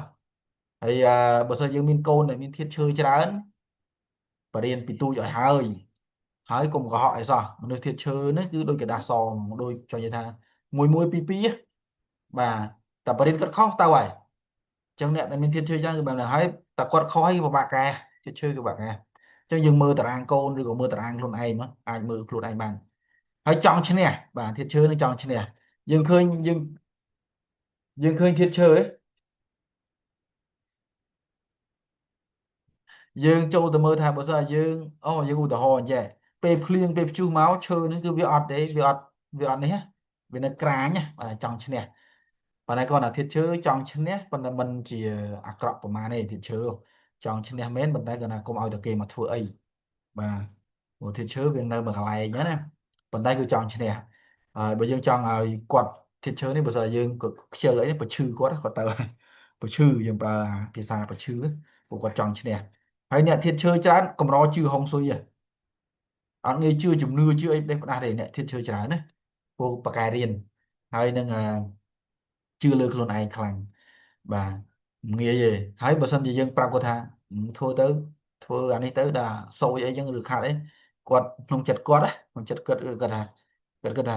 អញនឹងធ្វើឲ្យបានឲ្យប្រឆាំងជាមួយនឹងអ្វីដែលយើងនិយាយចឹងណាបាទឲ្យអ្នកដែលនិយាយហ្នឹងគឺមិនដូចអ្វីដែលអ្នកនិយាយមកបើគ្រូទាយថាគាត់អញ្ចឹងគាត់ព្យាយាមប្រឆាំងអញ្ចឹងណាអាហ្នឹងគឺអ្នកធាតុឈើច្រើនហើយបាទហើយឆាប់អន់ចិត្តបាទបើសិនជាគាត់មានគំនិតអីបញ្ចេញអីហ្នឹងហើយយើងទៅប្រឆាំងមួយគំនិតគាត់ហ្នឹងគាត់តម្លាក់ទឹកមុខហ្មងយើងមើលទៅឃើញគាត់អន់ចិត្តលឿនហ្មងដើមឈើដូចដើមឈើអញ្ចឹងណាបាទដើមឈើគឺបាទឲ្យតែយើងទៅរួនទៅអីធ្លាក់ស្លឹកធ្លាក់អីយ៉ាងទៅឬក៏មានបញ្ហាអីនេះសពូនស្លឹកអញ្ចឹងទៅបាទតែបើសិនជាគាត់អត់មានធាតុឈើឬក៏ធាតុឈើតិចពេកបាទអញ្ចឹងអានេះខ្ញុំអត់និយាយអំពីអត្តចរិតអ្នកធាតុឈើណានិយាយគ្នាហើយបាទអត់និយាយថា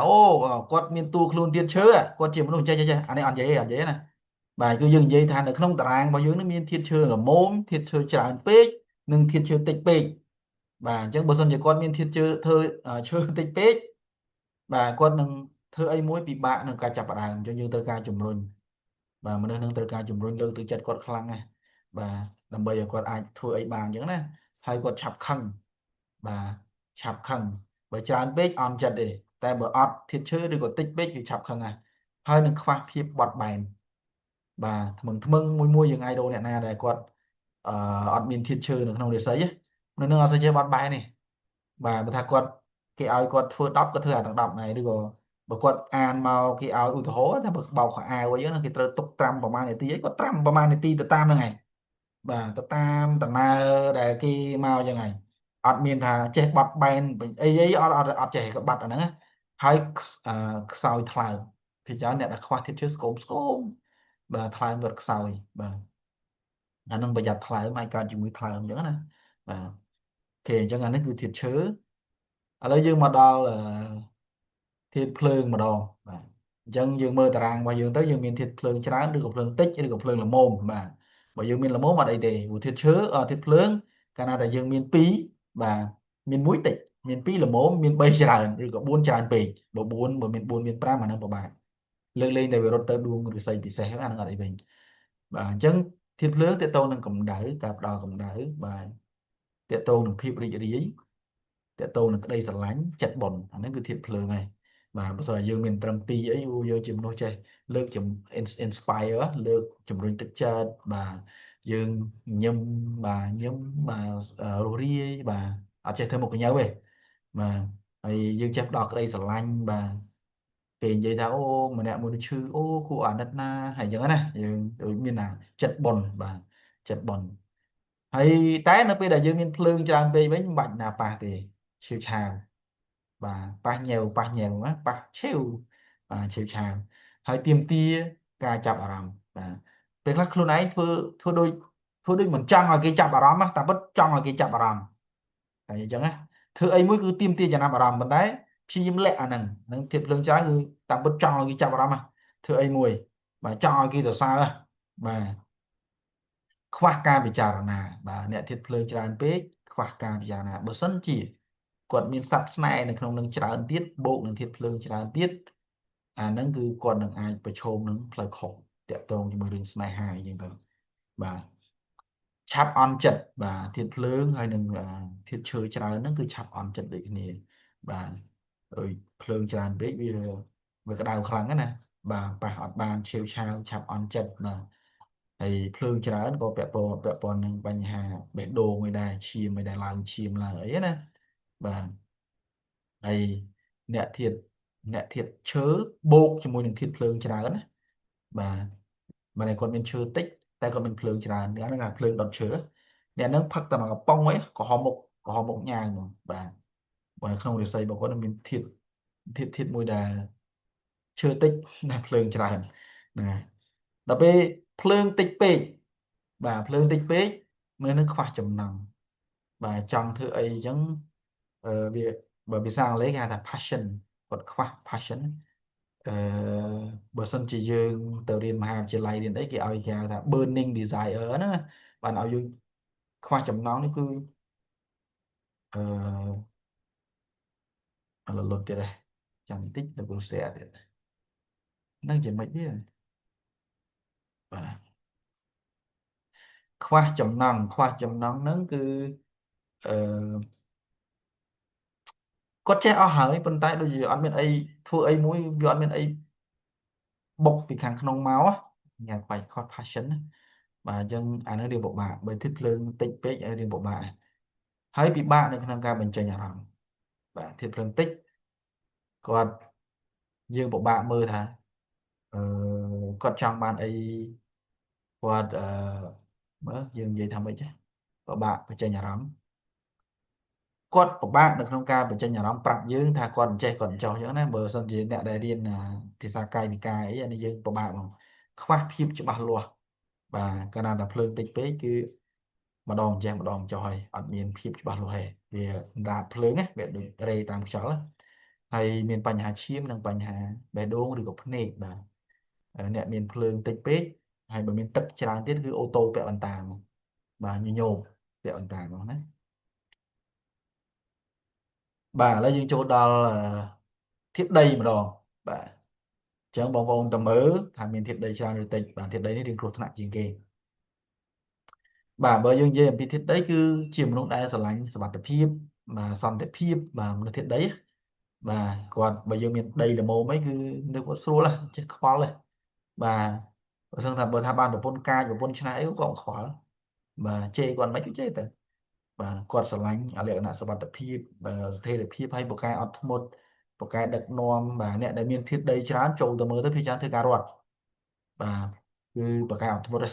ពូកែដឹកនាំចឹងតែគឺនៅក្នុងការងាររដ្ឋការងារក្រសួងការងារអីហ្នឹងគឺមានធាតុដឹងតែមានធាតុដីច្រើនហើយបាទហើយយើងបញ្ជាក់ធាតុដីគឺយើងមើលណាមានមមេមានឆ្លូវមានចមានរងបាទនៅក្នុងរាសីរបស់យើងណាហើយអាចមានដីដកដីបូកអញ្ចឹងទៅបាទយើងមើលទៅបាទអញ្ចឹងបើយើងមានចផងមានរងផងបាទនឹងយើងមានពីរហើយថាតែយើងមានដីណាពីលើមួយទៀតអានោះ3លើបាទប៉ុន្តែអ្នកធាតុដីបាទដោយសារតែភាពអត់ធ្មត់និងមានភាពជាអ្នកដឹកនាំភាគច្រើនធ្វើមេគេអ្នកធាតុដីកម្រធ្វើកូនចៅវាបាទធ្វើមេគេពួកគាត់អាចទ្រាំទ្រនៅនេះបានប៉ុន្តែបើសិនជាគាត់មានធាតុដីច្រើនពេកបាទគាត់យឺតយ៉ាវយើងឃើញអ្នកណាធ្វើអីមើលស្ទុកមួយបាទដើរអត់សូវលះលហួនអីមនុស្សនឹងធាតុដីច្រើនណាស់យឺតយ៉ាវបាទជួនកាលគេមានរឿងអីប្រទ័នបញ្ញាប់អីគាត់នៅមួយនឹងឯងហើយយើងឆ្ងល់គាត់មកបាទគាត់ដើរធ្វើធម្មតាយើងនេះបញ្ញាប់ចង់ងាប់បាទម៉ត់ចត់ពេកបាទធាតុដីគឺគាត់ម៉ត់ចត់ពេកធាតុដីច្រើនពេកណាបាទហើយលាក់អារម្មណ៍ពេកបាទបើសិនអានេះគាត់តែជាផ្នែកមួយនៃការវិភាគណា ថាវាមានធាតុច្រើនឬតិចទេតែបើយើងវិភាគឲ្យស៊ីជម្រៅទៀតយើងអឺតកតងនឹងធាតុដីច្រើនហើយអាធាតុដីហ្នឹងវាជាធាតុអីបើយើងធៀបជាមួយនឹងទូខ្លួនរបស់យើងបាទចឹងបើសិនបងប្អូនធ្លាប់អានប៉ាជឺអានអីយើងដឹងហើយវាមានភៀងឆៃវាមានជាក់ឆៃបាទវាមានជាក់អ៊ីងជាក់ស៊ីងអីចឹងទៅបើយើងធៀបទៅដើម្បីរកអាហ្នឹងបើសិនជាអាហ្នឹងវាជាម៉ែធាតុទៀត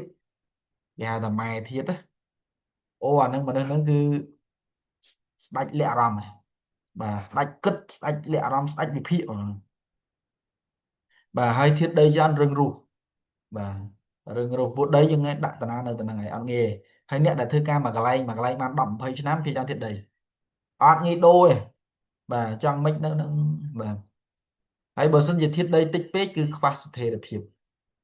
បាទធាតុដីតិចពេកណាខ្វះស្ថិរភាពបានន័យថាអឺគាត់ធ្វើអីមួយគាត់មានអារម្មណ៍ខ្លួនគាត់ថាដូចហេលហាលអត់មាន confidence អត់មានទំនុកចិត្តនេះហៅថាខ្វះស្ថិរភាពហើយយើងពិបាកនឹងទុកចិត្តគាត់មានថាគាត់អ្នកធាតុដីតិចពេកយើងពិបាកទុកចិត្តគាត់ណាបើសិនជាគាត់មានល្មមអានឹងគាត់ស្មោះត្រង់គាត់ប្រកែលក្ខការលក្ខអារម្មណ៍អីច្រើនពេកអត់អីតែបើគាត់តិចពេកបាទអញ្ចឹងពិបាកទុកចិត្តអឺធាតុដីហ្នឹងហើយដល់ពេលវាតិចច្រើនល្មមវាស្មោះដល់ពេលតិចវាទៅចលេងស្មោះវិញបាទខ្វះភាពហ្មត់ចត់បាទធាតុដីតិចអត់មានភាពហ្មត់ចត់ទេបាទណែនដូងជាមនុស្សណែនដូងហើយបើធាតុដីហ្នឹងគឺវាជាធាតុគេហៅថា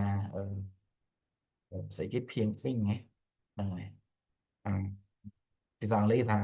indirect resource បើមានអាហ្នឹងទៀតគឺអូអាហ្នឹងគឺនឹងគិតដល់ណាទេបាទមិនស្រួលគិតដល់ឋានលើឋានប្រអិនអីនោះមួយថ្ងៃអង្គុយតែគិតហើយបើសិនជាគាត់មានធាតុដីតិចបាទនិយាយទៅអាធាតុដីតិចធាតុដីច្រើនពេកហ្នឹងពីច្រើនគឺប្រឈមបញ្ហាសុខភាពបាទតកតងនឹងកាពះតកតងនឹងកលៀនបាទហើយធាតុដីហ្នឹងឲ្យតែមានច្រើនពេកប្រយ័ត្នបញ្ហាមួយទៀតគឺអឺមហារីកបាទ cancer បាទធាតុដីបើសិនជាមានយើងដកដូចជាដករោងហើយនឹងមកមេចេញបើគាត់មានឆ្លូវហើយនឹងចមានអាពីរហ្នឹងអត្រាអាចប្រឈមនឹងកត្តាមហារីកមានច្រើននឹងសម្រាប់អ្នកធាតុដី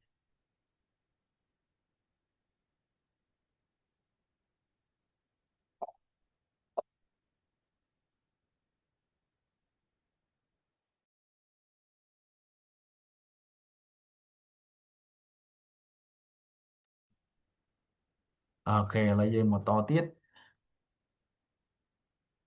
ឥឡូវយើងមកដល់បាទធាតុមាសម្ដងបាទអញ្ចឹងយើងមើលណែណាយើងមើលទៅថាយើងមានធាតុមាសច្រើនឬក៏តិចបាទនេះធាតុមាសបូកបាទធាតុមាសបូកហើយនេះធាតុមាសដកហើយអានេះវោកហ្នឹងក៏ធាតុមាសបាទរកាក៏ធាតុមាសអញ្ចឹងគូដាក់ចិត្តទៅឲ្យស្រួលមើលណាបាទឲ្យយើងមើលនៅក្នុងតារាងពេលខ្លះយើងអត់ដឹងថាវោកនឹងធាតុមាសរកាក៏ធាតុមាសអញ្ចឹងណាបាទអឺអញ្ចឹងបើសិនជាយើងមានធាតុមាសល្មមបាទយើងហៅថាសមតុល្យបាទមានហេតុមានផលមានវិន័យយុត្តិធម៌បាទអ្នកធាតុមាសអាចធ្វើខាងរាជការបាទកាត់ក្តីខាងអីចឹងណាបាទព្រោះយុត្តិធម៌ធាតុមាសបាទរឹងមាំបាទរឹងមាំធាតុមាសនឹងបើគាត់មានល្មមបាទមិនច្រើនមិនតិចតែបើគាត់មានច្រើនពេកបាទធាតុមាសមើងម៉ាត់ពេកបាទមើងម៉ាត់បាទប៉ុន្តែនឹងមើងម៉ាត់និយាយមកយើងឃើញយើងអាចមើលឲ្យឃើញហើយអ្នកដែលគាត់មានធាតុមាសនៅក្នុងរាសីច្រើនគឺមនុស្សហ្នឹងគឺម៉ាត់មកបាទម៉ាត់ហើយចិត្តដាច់ហ៎បាទហើយនឹងចូលចិត្តរិះគន់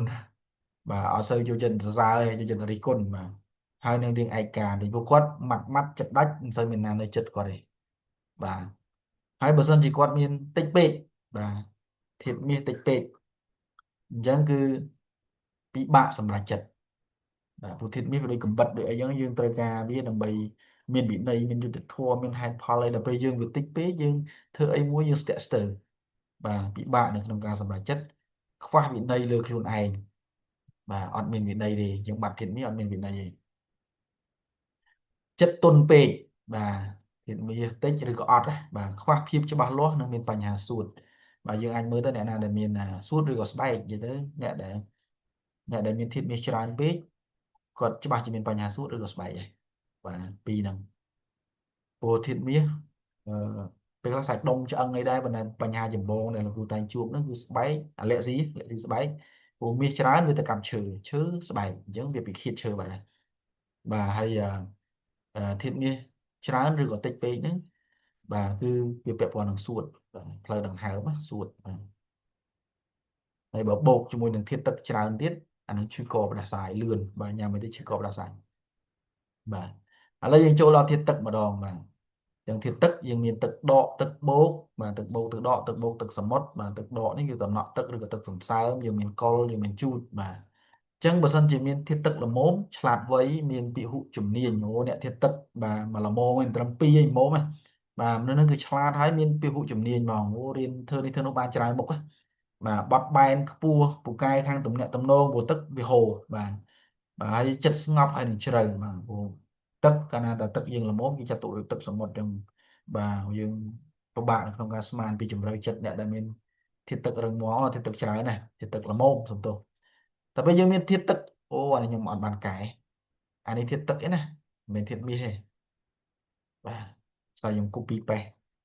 មកក៏ភ្លេចកែបាទអញ្ចឹងបើសិនជាមានធាតុទឹកអឺច្រើនពេកគឺមនុស្សនឹងគិតច្រើនហួសហេតុហើយបាទបើយើងមើលទៅគឺមនុស្សនឹងគឺអារម្មណ៍មិននឹងណូបាទខ្វះភាពច្បាស់លាស់បាទពេលខ្លះអាចកំបាំងពេកហើយបើអ្នកដែលមានធាតុទឹកច្រើនហ្នឹងគឺចូលចិត្តធ្វើអីលឿនឆាប់ចប់បាទព្រោះគាត់ទុកឲ្យចាំអីចាំពិបាកក្នុងការចាំ4 5នាទី10នាទីគាត់ថាយូរបាទបើសិនយើងមានប្តីដែលធាតុទឹកច្រើននេះផងប្រពន្ធឲ្យចាំងាប់ធុញងាប់បាទបើមើល YouTube មើលអីផងខែយកតែមើលឆាប់ចប់ដាក់គុណនឹង2គុណ3អីចឹងទៅអានេះធាតុទឹកច្រើនហើយបាទគឺមនុស្សអាធាតុទឹកគឺដូចវាកឡកវាច្រើនពេកណាបាទអញ្ចឹងបើសិនជាយើងមើលកូនយើងវាមើល YouTube មើលអីបាទដាក់2គុណនឹង2គុណ3អូអានឹងធាតុទឹកច្រើនណាស់បើសិនជាធាតុទឹកតិចពេកគឺខ្វះភាពរស់រវើកបាទរៀងធ្មក់បាទការបញ្ចេញមតិនឹងមានកម្រិតបាទអត់សូវចង់និយាយអត់សូវចង់បញ្ចេញយោបល់តានតឹងផ្លូវចិត្តបាទបញ្ហាតរងនោមហើយនឹងពិបាកមានកូនបាទអញ្ចឹងជាទូទៅឲ្យតែលោកគ្រូមើលឃើញគាត់អត់សូវមានធាតុទឹកបាទដឹងតែពិបាកមានកូនហើយព្រោះធាតុទឹកវាតំណាងឲ្យអប្រព័ន្ធបន្តពូជបាទប្រព័ន្ធបន្តពូជមេជីវិតអីចឹងតែអញ្ចឹងឲ្យតែយើងអត់មានធាតុទឹកកូនក៏ពិបាកមានដែរបាទអញ្ចឹងឥឡូវយើងចប់ធាតុទាំង5ហើយបាទចប់ធាតុទាំង5ណាបាទអញ្ចឹងយើងមានធាតុដីយើងមានធាតុឈើធាតុទឹកធាតុភ្លើងអីចឹងទៅយើងចប់ហើយហើយអានេះដូចខ្ញុំនិយាយបញ្ជាក់ឲ្យទៀតអត់មើលតួខ្លួនទេតិចច្រឡំតែមើលតួខ្លួនណាអត់មើលតួខ្លួនទេណាបាទយើងមើលថាធាតុច្រើនពេកតិចពេកឬក៏ល្មមទេហើយនៅក្នុងការមើលនេះយើងរាប់2ល្មម1តិច3លើស4លើស4ការលើសទៀតអញ្ចឹងណាបាទចឹងបញ្ជាក់ឲ្យបញ្ជាក់ទៀតអត់មែនមកសួរលោកគ្រូថាអូចុះខ្ញុំតួខ្លួនធាតុទឹកអូខ្ញុំតួខ្លួនធាតុភ្លើងអត់ទេអានេះអត់ទាន់ពាក់ព័ន្ធណាហ្នឹងឯងអត់ពាក់ព័ន្ធនឹងអាតួខ្លួនធាតុទឹកធ្វើភ្លើងឯងអានេះគឺយើងនិយាយតែទឹកច្រើននៅក្នុងរាសីឯងដីច្រើននៅក្នុងរាសីដីល្មមដីតិចឯងបាទអញ្ចឹងតកតងនឹងអានឹងធាតុមួយនឹងឈើបូកឈើដកអានឹងចាំជួបគ្នាវគ្គក្រោយទៀតណាបាទនេះយើងនិយាយជារួមសិនតែធាតុទឹកនឹងសិនបាទហើយចាំយើងទៅទឹកបូកទឹកដកបាទភ្លើងបូកភ្លើងដកមាសបូកមាសដកចាំយើងទៅទៀតអាហ្នឹងហ៎ហើយចាំខ្ញុំនិយាយអំពីសត្វទាំង12ទៀតបាទហើយឥឡូវយើងមកដល់ធាតុអំណាចហើយនិងធាតុលុយបាទធាតុអំណាចហើយនិងធាតុលុយបាទអឺដូចជាថ្ងៃមិញខ្ញុំមានគេសួរសំណួរតាក់ទងនឹងធាតុអំណាចខ្ញុំនិយាយចេញវីដេអូទៅមកធាតុអំណាចបើសម្រាប់មនុស្សស្រីបើមានច្រើនពេកគឺដឹងតែបបាហើយបបារឿងគូបាទធាតុអំណាចណាបាទអាចនឹងអត់គូហើយបើមានគូហើយអាចនឹងបែកបាក់គ្នាវិញអញ្ចឹងទៅអាភ័ព្វគូអ្នកមនុស្សស្រីណាបាទអញ្ចឹងឥឡូវយើងមកមើលធាតុអំណាចនិងធាតុលុយអញ្ចឹងខាងនេះធាតុលុយណាធាតុលុយបាទលុយខាងនេះធាតុអំណាចប៉ុន្តែនេះខ្ញុំ copy paste ដែរនិយាយទៅថ្ងៃនេះខ្ញុំរវល់បញ្ញាប់ជឿslide នេះតោះធ្វើព្រឹកមិញហ្នឹងអង្គុយធ្វើពេលនេះយើងបញ្ញាប់ទៅមើលអត់បានផ្ទៀងផ្ទាត់វានិយាយធ្វើរហូតដល់ម៉ោងញ៉ាំបាយ អានរិស័យបដាចប់ធ្វើអានរិស័យឲ្យចប់ធ្វើយើងតែវាបើតែបានប៉ុណ្ណឹងសង្ឃឹមថាបងប្អូនយល់ណាស្ដាប់ទៅយល់អ្វីដែលខ្ញុំចង់និយាយណាអឺដល់ពេលអានេះយើងគិតតិថីយើងគិតតួខ្លួនណាបាទយើងគិតតួខ្លួនដើម្បីរកធាតុលុយរកធាតុអំណាចគឺយើងមើលតួខ្លួនអញ្ចឹងបើសិនជាបងប្អូនមានតួខ្លួនធាតុឈើបាទអញ្ចឹងបងប្អូនមើលទាំងក្នុងតារាងរបស់បងប្អូនមានធាតុដីអត់មិនគិតរឿងដីបូកដីដកណាធាតុដីមានរោងមានម៉ូមេមានចមានឆ្លើអត់បាទយើងមើលនៅក្នុងហ្នឹងបើមានបែរថាយើងមានធាតុលុយនៅក្នុងរាសីហើយហើយកុំតន់គិតតទៅណាទៀតកុំគិតថាអើយរួចខ្ញុំមានធាតុលុយច្រើនហើយខ្ញុំអត់មានធាតុលុយខ្ញុំក្រអត់ទេកុំតន់រោធាតុលុយសិនឲ្យចេះរោធាតុលុយសិនណាកុំតន់គិតតទៅទៀតមួយណាបាទមួយវគ្គទៅយើងយល់ច្បាស់លឿនពេកអត់យល់ទេបាទអញ្ចឹងដំបូងគឺយើងមើលតួថ្ងៃរបស់យើងតិថីតួថ្ងៃធាតុឈើយើងរកមើលធាតុដីបើឆ្នាំនេះមានរោងមួយមេចឆ្លូវបើសិនជាតួខ្លួនរបស់យើងធាតុភ្លើងអានេះតួខ្លួនណានិយាយឲ្យអត់មានឆ្នាំណាអត់មាននឹងតួឆ្នាំទេតួខ្លួនបាទនឹងតួថ្ងៃតារាងប៉ាជឿនឹងនៅនឹងថ្ងៃមាសបាទមាសគឺជាធាតុលុយសម្រាប់សត្វវិញគឺមានវោកនិងរកាណាបាទហើយបើសិនជាយើងជាធាតុដីបាទធាតុដីអញ្ចឹងធាតុទឹកគឺជាធាតុលុយកុលហើយនឹងជូតបាទក៏ជាធាតុលុយរបស់យើងដែរបាទហើយបើសិនជាយើងមាសបាទធាតុឈើបាទជាធាតុលុយខាលថោះក៏ជាធាតុលុយដែរបាទបើយើងធាតុទឹកធាតុភ្លើងម៉ូមីនិងម៉ូមេអូសំទោសអានេះមួយសាញ់នេះមិនមែនម៉ូមេណាមួយសាញ់អានេះខុសហើយមួយសាញ់ណាកែតនេះបន្តិចចាំខ្ញុំកែបាទចាឥឡូវខ្ញុំអត់ទាន់និយាយធាតុអំណាចទេទុកធាតុអំណាចសិនណាមកនិយាយតែធាតុលុយសិនបាទអញ្ចឹងបើសិនជាបងប្អូនមាន2បាទមានមានធាតុលុយនឹង2អានឹងល្មមអត់លើសទេ2បើយើងមាន2ចាត់ទុកថាបងប្អូនជាអ្នកមានហើយបើយើងមាន2យើងរាប់មើលយើងរាប់នៅក្នុងតារាងរាសីរបស់យើងណាបាទយើងយកអាក្បួនខាងលើមិញនេះដែលយើងរៀនបាទអញ្ចឹងយើងរាប់មកនៅតួឆ្នាំក៏បានយើងមើលបើមានធាតុដីនៅខាងលើក៏បានបាទយើងមើលមានចមានអីក៏បានបើមាន2គឺយើងរាសីយើងចាត់ទុកថារាសីអ្នកមានហើយមានថាវាមានល្មមធាតុលុយរបស់យើងវាល្មមបាទអត់លើសហើយក៏អត់ខ្វះហើយបើមានមួយតិចពេកបាទរកលុយបានដែរតែវាអត់សល់បើយើងមានតែមួយបាទយើងមានតែមួយគឺយើងរកលុយបានប៉ុន្តែយើងរកវាអត់សល់ទេបាទព្រោះយើងមានតែមួយវាតិចបាទហើយបើសិនជាត្រូវឆុងទៀតបាទចៃដន្យđấyយើងមានបាទធាតុដីរបស់យើងនឹងមានដូចជាឧទាហរណ៍ឆ្លូវទៅចុះបាទមួយមេមួយឆុងយើងឃើញថាមួយមេក៏ធាតុដីឆ្លូវក៏ធាតុដីយើងអាពីរហ្នឹងធាតុដីទាំងពីរប៉ុន្តែវាឆុងគ្នាអញ្ចឹងមកលុយរបស់យើងនឹងវាថាមពលលុយរបស់យើងនឹងវាអត់សមតុល្យបាទអញ្ចឹងវាត្រូវឆុងអញ្ចឹងមុននឹងបានលុយនឹងមានរឿងពិបាកវេទនាសិនអញ្ចឹងណា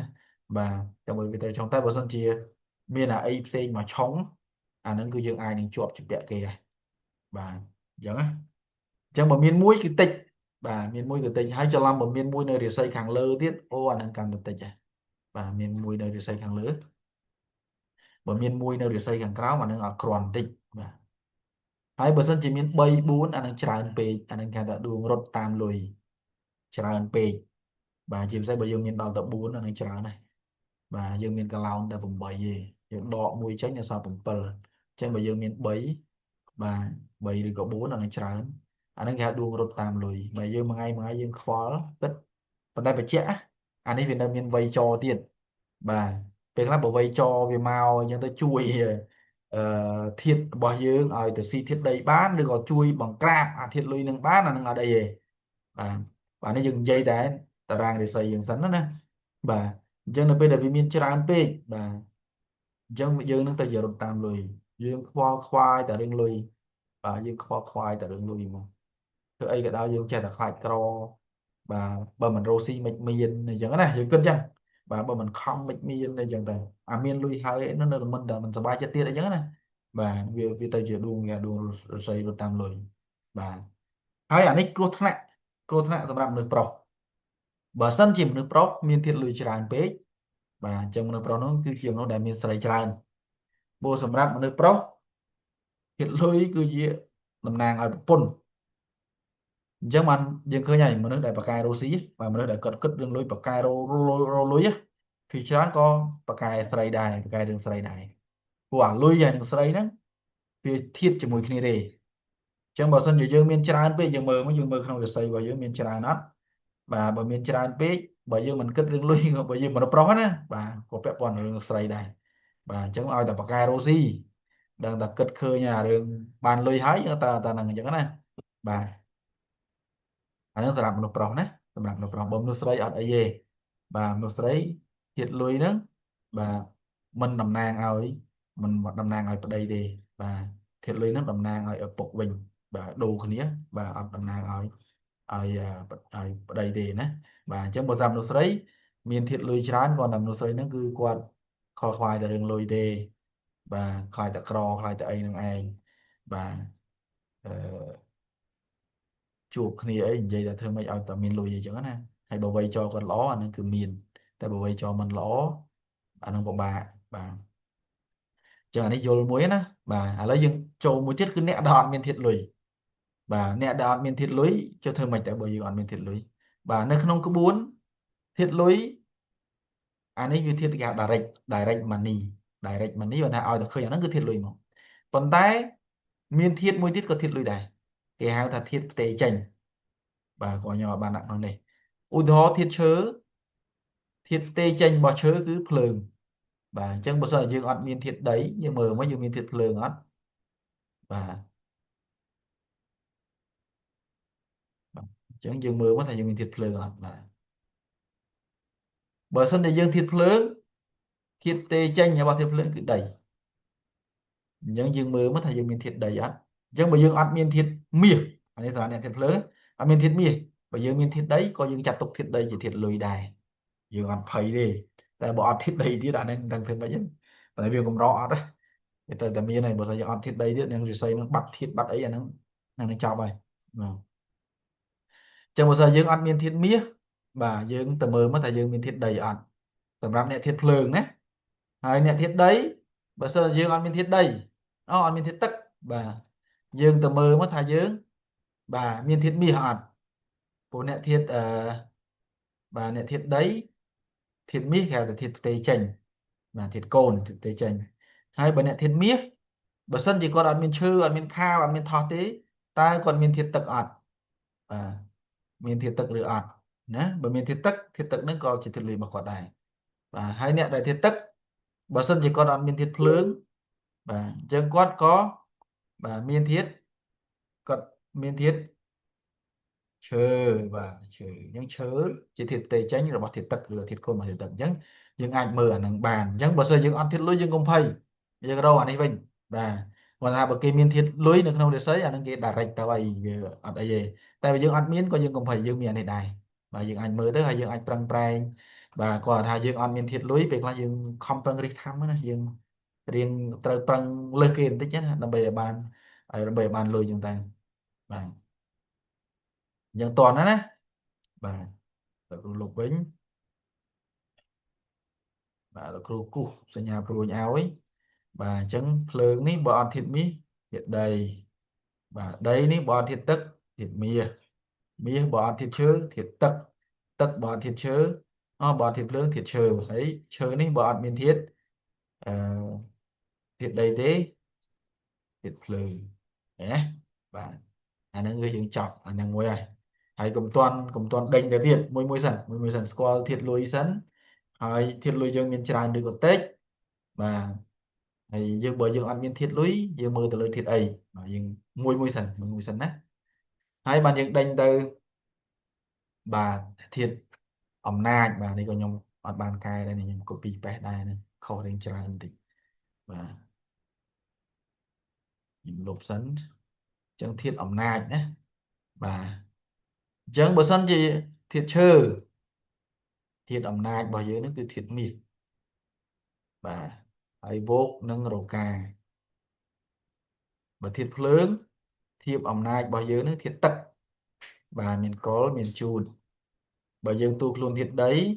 ធ ធាតុអំណាចរបស់យើងនឹងធាតុឈើបាទហើយ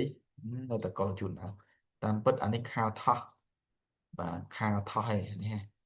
បាទមាសបាទភ្លើងបាទទាំងនេះមកសាញ់មកមេ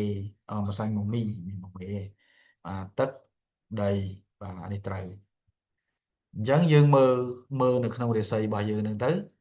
បាទថាយើងមានធាតុអំណាចឬក៏អត់បាទអញ្ចឹងសម្រាប់មនុស្សស្រីធាតុអំណាចហ្នឹងគឺតំណាងឲ្យប្តីបើគាត់មានច្រើនពេកបើមានធាតុអំណាចនឹងច្រើនពេកបាទគឺមានបញ្ហាគូហើយអ្នកដែលមានធាតុអំណាចច្រើនគឺតម្រូវឲ្យកាយរាសីឬក៏រៀបហុងស៊ុយបាទហើយមនុស្សប្រុសធាតុអំណាចច្រើនអត់ជាបញ្ហាទេមនុស្សប្រុសធាតុលុយច្រើនមិនបញ្ហាបាទធាតុលុយច្រើនអាហ្នឹងគឺស្រីច្រើនបាទបើមនុស្សស្រីធាតុពិឃាតច្រើនបើយើងអាចនិយាយថាប្តីច្រើនthìវាអាក្រក់ស្ដាប់ទេបាទតែពេលខ្លះក៏គូមកវាចេះតែខ្វៀងបាទវាចេះតែខ្វៀងក៏មានដែរសម្រាប់អ្នកដែលមានធាតុពិឃាតច្រើនអញ្ចឹងបើយើងចូលទៅមើលរាសីទៅហេតុអីបានជាខ្ញុំលើកយកមកតែពីរនេះសិនបាទយកពីរនេះមកនិយាយប្រាប់ពួកអាពីរនេះសំខាន់បរាល់ថ្ងៃនេះដែលខ្ញុំមើលរាសីហ្នឹងគឺភាគច្រើនគាត់មានបញ្ហារឿងលុយបញ្ហារឿងគូលុយគូបាទតែពីរហ្នឹងឯងបាទចំពោះសុខភាពអីអត់សូវមានណាសួរប្រហែលនេះតែបើរឿងគូរឿងលុយហ្នឹងលោកគ្រូស្មានថាខ្ញុំមានលុយបាទលោកគ្រូជីវិតគូខ្ញុំមិនដែរហ្នឹងគឺវាច្រើនអញ្ចឹងបានលោកគ្រូយកអាពីរហ្នឹងមកអញ្ចឹងបើសិនយើងមានធាតុអឺលុយច្រើនពេកបាទអញ្ចឹងយើងក៏ពិបាកចាប់យកលុយនឹងដែរអាហ្នឹងបើយើងមានវិធីកែអីផ្សេងៗទៀតបើណាយើងបើអាចមានលទ្ធភាពក៏យើងកែរិស័យកែអីចឹងទៅហើយមនុស្សស្រីគឺមានធាតុពិឃាតច្រើនគឺដឹងតែមានបញ្ហាគូហើយអាហ្នឹងក៏ត្រូវកែរិស័យដែរអញ្ចឹងណាបាទអញ្ចឹងអាធាតុពិឃាតហ្នឹងគឺសម្រាប់មនុស្សស្រីគឺចាំបាច់បាទសម្រាប់មនុស្សប្រុសដូចជាមិនជាបញ្ហាទេតែមនុស្សប្រុសបើមានច្រើនពេកមនុស្សប្រុសហ្នឹងកាចបាទមនុស្សប្រុសនឹង aggressive មនុស្សប្រុសកាចឆេវឆាវបាទតែសម្រាប់មនុស្សប្រុសធាតុអំណាចហ្នឹងក៏បង្ហាញអំពីការដឹកនាំដែរប្រកែដោះស្រាយបញ្ហាភាពជាអ្នកដឹកនាំបាទហើយបើវាជាធាតុអំណាចហើយវាជាធាតុដីទៀតអាហ្នឹងគឺធ្វើការរត់មកកាន់ការងាររត់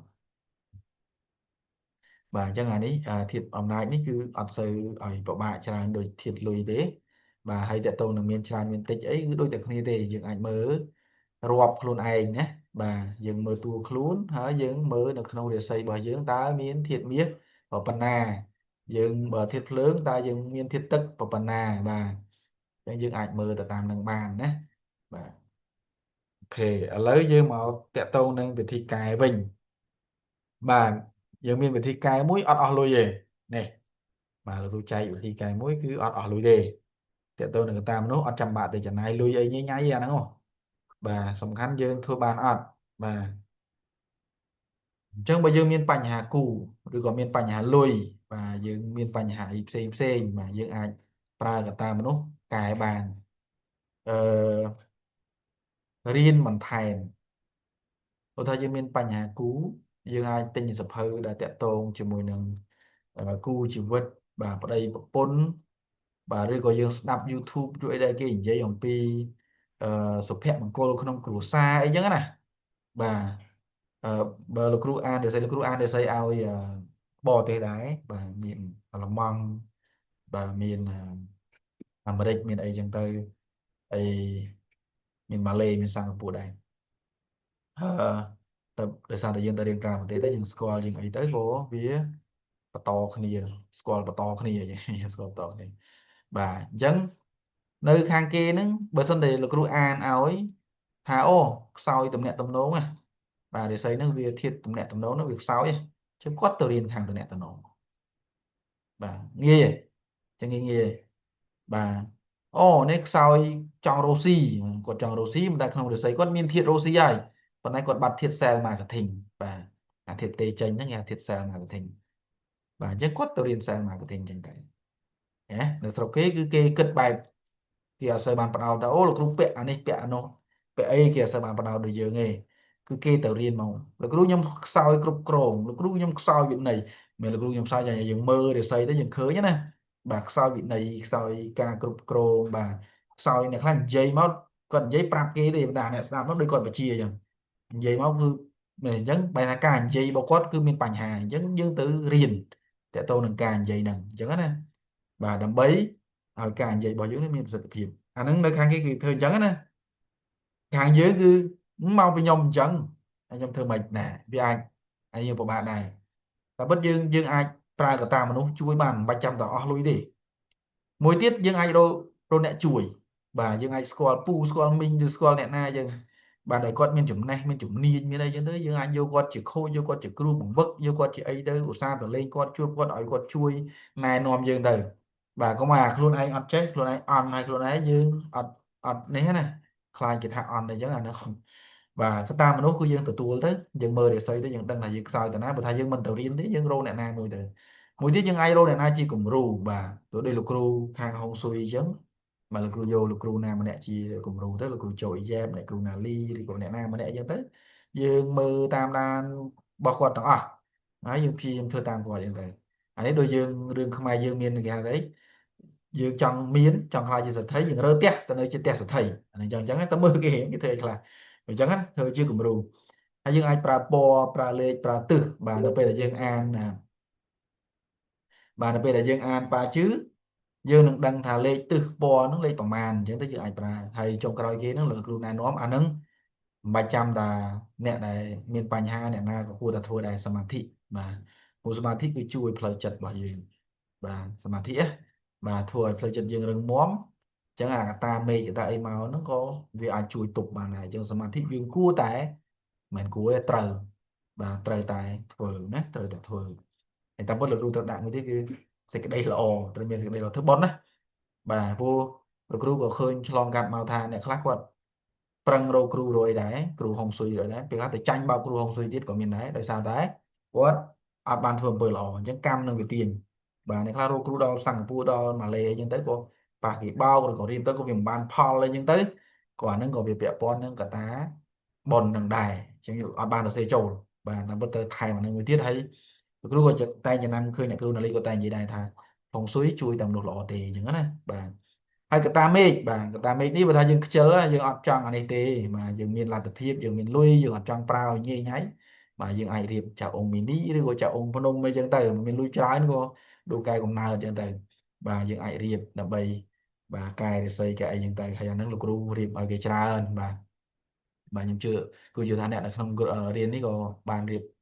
អឺចៅអង្គមីនីជាមួយលោកគ្រូខ្លះៗដែរអញ្ចឹងណាបាទហើយនឹងកតាដីនេះគឺហុងស៊ុយបាទយើងអាចរៀបហុងស៊ុយហុងអីទៅហើយហុងស៊ុយនេះ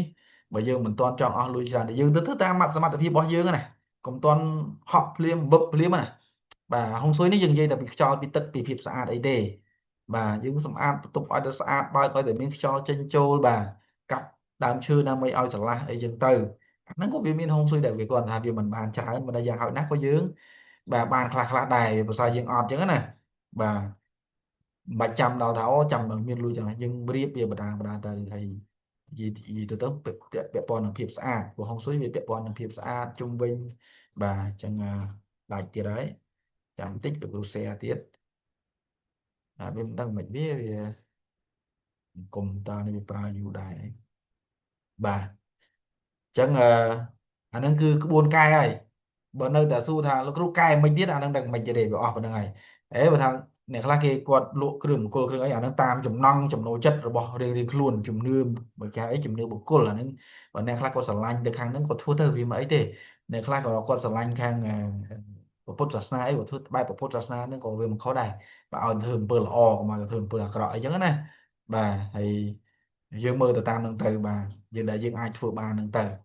បាទអាហ្នឹងគឺតែបើថាលោកគ្រូគឺដោយសារតែលោកគ្រូបែបហុងស៊ុយវិទ្យាសាស្ត្របាទលោកគ្រូមានតែប៉ុណ្្នឹងឯង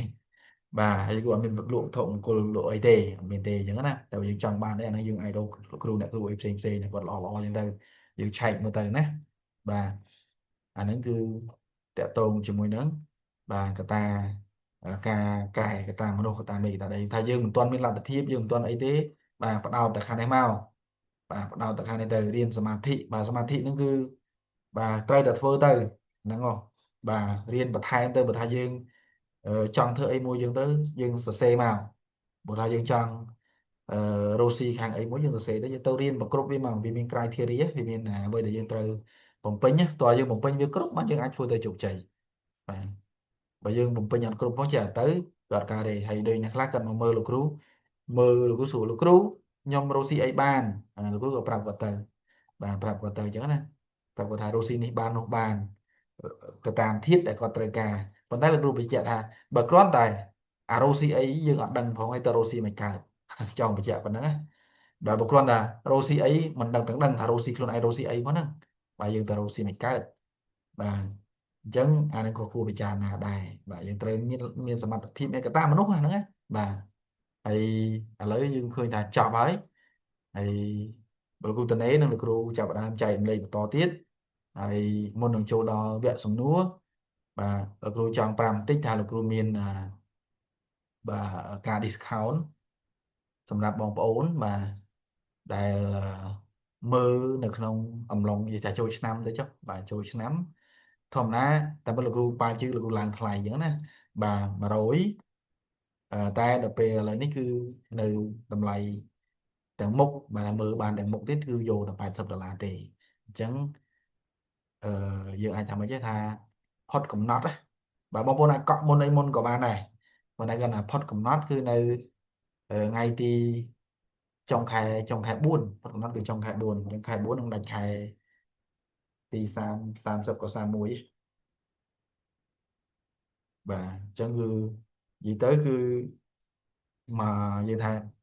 មកចូលឆ្នាំបាទហើយលោកគ្រូនឹងចាំលោកគ្រូនឹងចែករំលែកតទៅទៀតហើយអ្នកដែលចូលរៀននឹងបានចូលទៅក្នុងក្រុមបាទក្រុមមួយនោះលោកគ្រូមានចែកវេលាហើយអឺមានជួយទៅមានព័ត៌មានអីផ្សេងលោកគ្រូតម្លាក់នៅក្នុងក្រុមហ្នឹងហើយពេលលោកគ្រូមានបើកវគ្គបង្រៀនគឺទទួលបានតម្លៃពិសេសអញ្ចឹងណាបាទហើយអ្នកដែលអានជាមួយប៉ាជឿមួយលោកគ្រូហើយលោកគ្រូអត់ដែលបោះបង់ទេបាទគឺយើងមានក្រុមមួយនៅតែជួយបន្ថែមឲ្យគាត់រហូតដល់ពេលខ្លះគាត់អាចចេះអានជួយអានជួយអីគេអញ្ចឹងទៅអញ្ចឹងអានេះគឺយើងនិយាយទៅតម្លៃពិសេសបាទជាធម្មតាគឺ100បូកជាមួយមុខ50ប៉ុន្តែតម្លៃពិសេសរហូតដល់ចុងខែ4បាទគឺយើងគិតតែ80ទេហើយមួយទៀតលោកគ្រូក៏រើសវេលាបើសិនជាយើងមើលមុខទៅឃើញមានការទាស់បាទកាត់បញ្ជ្រុយកាត់អីលោកគ្រូ free វេលាជូនទៀតបាទយកទៅកាត់ដើម្បីឲ្យកុំឲ្យមានស្នាមកុំឲ្យមានអីចឹងណាបាទហើយខាងនេះគឺតកតងជាមួយនឹងចៅអង្គមីនីបាទចៅអង្គមីនីបើបងប្អូនចង់ដឹងតម្លៃអីអានឹងអាចចាំតកតងមកខាងលោកគ្រូមកបាទអញ្ចឹងអានេះជាថប្រយោជន៍ក្នុងការចៅអង្គមីនីហើយចៅអង្គមីនីរបស់លោកគ្រូគឺអត់ញ៉ៃញ៉ៃទេបាទកាលលោកគ្រូរៀនមកហ្នឹងវាថ្លៃច្រើនដែររៀនពីគេមកហើយគេឲ្យដាក់ញ៉ៃញ៉ៃប៉ុន្តែដោយសារយើងបូកបទពិសោធន៍ដែលយើងបានធ្វើឆ្លងកាត់ទៅយើងឃើញថាធ្វើបែបអញ្ចេះវាបានផលជាងអញ្ចឹងណាបាទអញ្ចឹងក៏លោកគ្រូដាក់ទៅហើយអត់ប្រកាន់ទេឲ្យតែបន្ទប់ដែលយើងគេងហើយអ្នកនៅក្នុងបន្ទប់ហ្នឹងប្រហែលអ្នកក៏បានដែរធ្វើម៉េចដាក់ឲ្យតែផុតដៃក្មេងទៅកុំឲ្យបែកឬក៏មិនអីចឹងទៅក៏បានដែរហើយយើងដាក់តែម្ដងគឺយើងបានមករហូតហើយតម្លៃគឺអត់អីទេតម្លៃសមរម្យទេណាបាទអញ្ចឹងនេះយើងអាចតាក់ទងមកបានបាទអញ្ចឹងលោកគ្រូថ្ងៃនេះលោកគ្រូមានប៉ុណ្ណឹងអត់មានអីច្រើនទៀតទេហើយឥឡូវលោកគ្រូបើកឲ្យសួរឯងមកមានអ្នកណាចង់សួរគ្រូកូលទៅត្រឡប់ទៅវិញបាទហើយអាចសួរបានណាចាជំរាបសួរលោកគ្រូបាទជំរាបសួរចាចាខ្ញុំចង់សួរមានចម្ងល់ខ្ញុំអត់ដែរបានធ្លាប់រៀនទេគាត់ថាមើលទៅយល់ខ្លះអត់យល់ស្ដាប់ទៅយល់ខ្លះអត់យល់ខ្លះបាទចាខ្ញុំចង់សួរលោកគ្រូថាអើយតួខ្លួននឹងសំដៅទៅលើធាតុយើងកើតឆ្នាំអីធាតុអីមែនទេលោកគ្រូអូអត់ទេតួខ្លួនហ្នឹងយើងយកខែឆ្នាំកំណើតទៅវាគណនាចេញមកជាតារាងហើយយើងមើលនៅលើតួថ្ងៃនេះណាចេះនេះវាចេញមកអញ្ចឹងណាបាទយើងយកខែចាឆ្នាំមកចេញមកអញ្ចឹងមកយើងមើលកន្លែងតួថ្ងៃនេះមើលឃើញទេតួថ្ងៃហ្នឹងយើងធ្វើមិនទៅដើម្បីយកព្រោះវាច្រើនមុខលោកគ្រូដូច3 4 5មុខអញ្ចឹងចាអត់យើងយកតួខ្លួនជាថ្ងៃអញ្ចឹងឯងលោកគ្រូបាទនៅវាជាចំនៅនួនណាប៉ាជឺជាចំនួនរូបហ្នឹងវាមានតែ4កតសកន្លោមឯងមាន4ឯងខ្ញុំគួរមួយអូចាបាទវាមានឆ្នាំវាមានខែវាមានថ្ងៃវាមានម៉ោងអញ្ចឹងយើងយកអាខាងលើចានេះតួថ្ងៃណាតួថ្ងៃបាទចាអញ្ចឹងតួថ្ងៃយើងធ្វើមិនទៅដើម្បីកណនាដើម្បីរកតួថ្ងៃឃើញគ្រូណាហ្នឹងខ្ញុំដាក់នៅវីដេអូនៅក្នុងក្រុមទៅខ្ញុំអូអញ្ចឹងបាទនៅក្នុងក្រុមហ្នឹងខ្ញុំមុននឹងមកដល់ថ្ងៃហ្នឹងខ្ញុំបានប្រាប់ពីរបៀបនៅក្នុងការ អូ download ខ្ញុំអ app ត់បានស្អីដោយសារស្អីមើលក៏អត់យល់ដែរលោកគ្រូដោយសារតែអត់ វាអត់តន់ដូចថាស៊ីជម្រៅអញ្ចឹងណាអត់អីទេមួយទេមិនអីទេយ៉ាគោដំបងណាក៏ដូចគ្នាដែរបាទហើយអ្នកបាទមកអ្នកតួអីខ្លួនហ្នឹងយើងប្រៀបធៀបទៅនឹងនេះហ៎លោកគ្រូអើយស្អីគេធាតុលុយធាតុអីហ្នឹងមានឆ្នាំមានអីហ្នឹងសម្រាប់ឆ្នាំឧទាហរណ៍តាមាសមានតួឆ្នាំហ្នឹងតួសัตว์ហ្នឹងដូចជាតួថ្ងៃយើងហ្នឹងហើយសัตว์ហ្នឹងសัตว์សំដៅទៅលើសัตว์ឆ្នាំតួខ្លួនយើងតែម្ដងឬក៏ប្រចាំឆ្នាំណាឥឡូវនឹងឲ្យសួរមកសំណួរទៀតតែមិនដឹងមានអារម្មណ៍ថាសួរសំណួរនេះដូចដូចអន់ចិត្តហ្មងពីខំបរៀនឡើងអស់មកសួរអត់ទេបាដោយទសារនិយាយចំត្រង់ស្ដាប់ទៅវាចង់និយាយអត់តន់ដូចថាយើងវាអត់មានអាឥឡូវជំនាញមានតាខាងនេះស្ដាប់រាងប៉ាជីទៅនៅនឹងដៃអត់មានតារាងប៉ាជីដែលមាននៅតារាងប៉ាជីអត់ផងបាទអញ្ចឹងបើអត់វាពិបាកនិយាយទៅនៅពេលដែលចាយើងតាក់ទងនឹងធាតុលុយធាតុអីហ្នឹងយើងនិយាយតែនៅក្នុងតារាងប៉ាជីទេអត់និយាយអាឆ្នាំដែលមកអីទេអញ្ចឹងណាពួកគ្រូនិយាយឡើងដែរឡើយថាយើងមើលតែក្នុងតារាងប៉ាជីយើងទេតែយើងរាប់តែបើយើងមាន2យើងមាន3អីហ្នឹងមើលតែក្នុងតារាងទេអញ្ចឹងតារាងប៉ាជីហ្នឹងអានេះគ្រូហុំទៅនេះអញ្ចឹង បាទតារាងប៉ាជឿនេះគឺវាបែបនេះឯងវាមានឆ្នាំវាមានខែវាមានថ្ងៃវាមានម៉ោងអញ្ចឹងអានៅក្រោមថ្ងៃហ្នឹងគេហៅថាតួខ្លួនហើយអញ្ចឹងបើសិនឲ្យយើងតួចាខ្លួនមាសបាទអញ្ចឹងយើងមើលមកឆ្នាំខែនេះអាប្រឡោះហ្នឹងណាបាទយើងមើលចាមកតើវាមានធាតុឈើដែរអត់បាទតែអាខាងលើហ្នឹងវាជាធាតុអាខាងក្រោមហ្នឹងវាជាឆ្នាំជូតឆ្នាំឆ្លូវឆ្នាំអីចឹងណាអញ្ចឹងខ្ញុំដាក់រូបទៅតើខ្ញុំនិយាយហ៎ យល់ខ្លះអត់យល់ខ្លះគ្រូឥឡូវអត់អីទេចាំតាមអានទេព្រោះសួរមកអឺលោកគ្រូដល់យល់ដែរថាសួរមកគឺអត់យល់តែម្ដងបាទអញ្ចឹងអត់អីមួយសិនណាបាទមកឥឡូវលោកគ្រូខ្ញុំអ្នកណាសុំសួរមួយសុំលោកគ្រូអ្នកណាផ្សេងទៀតវិញខ្ញុំណាសុំសួរមួយលោកគ្រូបាទខ្ញុំសុំសួរមួយលោកគ្រូបាទលោកគ្រូខ្ញុំចង់សួរថាធាតុដែលតិចពេកច្រើនពេកហ្នឹងតើយើងបូកទាំងរាសីលក្ខណ៍ក្រោមសត្វដែរឬក៏បូកតែ8តួអក្សរហ្នឹងទេលោកគ្រូបូកយកអាធំសិនអារាសីលាក់ទុកក្រោយយើងបូកតែអាធំសិននេះចាអញ្ចឹងឧទាហរណ៍ថាយើងកើតថ្ងៃធាតុឈើបូកបាទខាងលើឈើបូកណាលោកគ្រូបាទហើយក្នុងតារាងហ្នឹងយើងមានដីដកខាងលើខែដីដកខាងក្រោមម្សាញ់អញ្ចឹងណាម្សាញ់អអាហ្នឹងត់យកទេយើងម្សាញ់អត់យកទេយកតែអត់យកទេបាទណាលោកគ្រូយកតែឆ្នាំដែលលោកគ្រូដាក់ឲ្យដោយលោកគ្រូចាដាក់នៅក្នុងហ្នឹងដូចស្អីខ្លះបាទលោកគ្រូនាងខ្ញុំសូមចាសួរនេះលោកគ្រូដូចយើងមើលតែអ្វីដែលចាលោកគ្រូឲ្យសិនទៅមានរោងមានម៉មេមានចហើយនឹងមានធាតុដីអញ្ចឹងទៅអាហ្នឹងយើងរាប់តែប៉ុណ្្នឹងសិនអតែបាទបើសិនជានៅក្នុងយើងកើតថ្ងៃឈើបូកហើយខែដីដីដកឆ្នាំដីដកអាហ្នឹងចាត់ទុកថាយើងពីរហើយមានធាតុលុយបាទមានធាតុចាលើសពីរហើយហ្នឹងហ៎បាទថាយើងមានធាតុលើមួយក្រោមមួយពីរហើយអញ្ចឹងបើសិនមានមួយទៀតលើស អូចាលោកគ្រូអញ្ចឹង3លើសអរគុណ2ក្រុមច្រើនខ្ញុំចាអញ្ចឹងរាសីលក្ខណ៍ក្រោមសត្វហ្នឹងគេអត់បូកគេអត់រាប់ទេអត់ទេអាហ្នឹងយើងចាប់តតែទៅទៀតធំធំយកថាយើងរៀនមកកលៈចាកលៈមកមកកលៈបើមិនអញ្ចឹងទៅយើងនឹងវល់ហើយចាអរគុណច្រើនគ្រូបាទខ្ញុំអរបាទគុណបាទហ្នឹងលោកមានបាទតែសួរលោកគ្រូលោកគ្រូបាទខ្ញុំសូមសួរលោកគ្រូមួយបានទេលោកគ្រូបាទលោកគ្រូសិនជាយើងមានធាតុលុយច្រើនលោកគ្រូហើយយើងមានរកាដល់ទៅ2អញ្ចឹងណាលោកគ្រូតើពេលខ្លះដូចថាលុយឲ្យទុះមកយើងវិញតើយើងគួរតែបង្ការបែបម៉េចដែរកុំឲ្យតែធាតុលុយនឹងច្រើនពេកអញ្ចឹងណាលោកគ្រូអាហ្នឹងថាកាយរិស័យបងកានឹងដល់យើងយរិស័យណាលោកបាទយើងគ្រូណាអាចធ្វើជាអង្គយើងអាចរៀបហុងស៊ុយបាទចាចាលោកគ្រូចាបាទពួកអាហ្នឹងតាវាច្រើនពេកយើងពិបាកចាលោកគ្រូព្រោះដោយសារកន្លងទៅខ្ញុំសង្កេតមើលខ្លួនឯងពេលដែលយើងមានធាតុលុយច្រើនយើងក៏មានបញ្ហាដោយសាររឿងលុយនឹងក៏ច្រើនដែរអញ្ចឹងបាទចាអញ្ចឹងបើសិនជាវិធីបង្ការគឺយើងគួរតែធ្វើជាអង្គឬក៏បាទយើងរៀបហុងស៊ុយរៀបហងគ្រូមកទប់ណាលោកគ្រូមិនមែនយើងរៀបកតាមនុស្សទេមិនលោកគ្រូព្រោះដោយសារបើកត្តាសិនជាមនុស្សគឺយើងត្រូវតែប្រើហើយអាហ្នឹងមិនបាច់រៀបទេអាហ្នឹងយើងធ្វើខ្លួនឯងបានអញ្ចឹងណាយើងអនុវត្តថាយើងខំប្រឹងហើយយើងខំប្រឹងចំណេះជំនាញរបស់យើងហើយប៉ុន្តែបើសិនជាយើងនៅតែជួបបញ្ហាហ្នឹងទៀតយើងត្រូវតែកែហុងស៊ុយនឹងបាទយើងត្រូវតែកែហុងស៊ុយបានន័យថាកត្តាមេឃរបស់បងវាអត់ support បើសិនចាជាកត្តាមេឃអាវ័យចចាលោកអាគ្រូវ័យចវាអត់ support បងបានន័យថាហើយផ្ទះរបស់បងអត់មានហុងស៊ុយទៀតអញ្ចឹងបងបានតែកត្តាមនុស្សមួយយើងអត់ឈ្នះវា ចាចាចា បាទ ចាអរគុណច្រើនលោកគ្រូអរគុណចាំខ្ញុំតាក់ទងទៅ ជំរាបសួរលោកគ្រូ បាទ អរ ជំ គុណ រាបសួរ បាទលោកគ្រូចាំលោកគ្រូជួយ share លោកគ្រូ record នឹងដាក់ក្នុងក្រុមម្ដងទៀតផងព្រោះដោយសារមិនស្ដាប់អត់ហើយ អត់អីទេអាហ្នឹងខ្ញុំដាក់នៅក្នុង YouTube ចាំខ្ញុំតម្លាក់ចូលក្នុង YouTube ឲ្យយកទៅមើលបណ្ដោយ បាទគ្រូបាទ បាទចាំ YouTube វាយឈ្មោះលោកគ្រូ បាទវាយចាំខ្ញុំ short screen YouTube តម្លាក់ចូលក្នុង group ទៅបងអាចរកឃើញហ្នឹងណាបងណា បាទគ្រូបាទអរគុណច្រើនគ្រូបាទ បាទ ជំរាបសួរលោកគ្រូ បាទ បាទលោកគ្រូអត់ទោសខ្ញុំសុំសួរមួយ បាទ តើតោងជាមួយនឹងធាតុលុយ បាទ ធម្មតាអ្នកដែលគាត់មានរិស័យតិថៃជាធាតុទឹកធាតុលុយរបស់គាត់គឺធាតុឈើចុះបើសិនជាអស់សំទោសធាតុឈើធាតុភ្លើង បាទ ចុះបើសិនជាគាត់មានភ្លើងដល់ទៅ2ហើយគាត់មានធាតុផ្ទេចេញដែលជាធាតុឈើទៀតតើនឹងគាត់លើសធាតុលុយអត់លោកគ្រូ អត់ទេអត់លើសទេ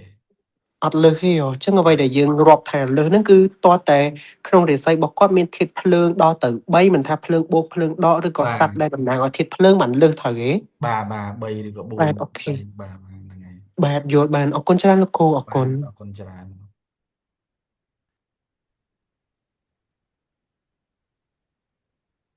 បាទមានបងប្អូនយើងចង់សួរទៀតទេ ជំរាបសួរលោកគ្រូសុំសួរមួយ បាទ ដូចខ្ញុំជាក់ស្ដែងទេព្រោះវ័យចូល10ឆ្នាំឲ្យខ្ញុំល្អទាំងពីរ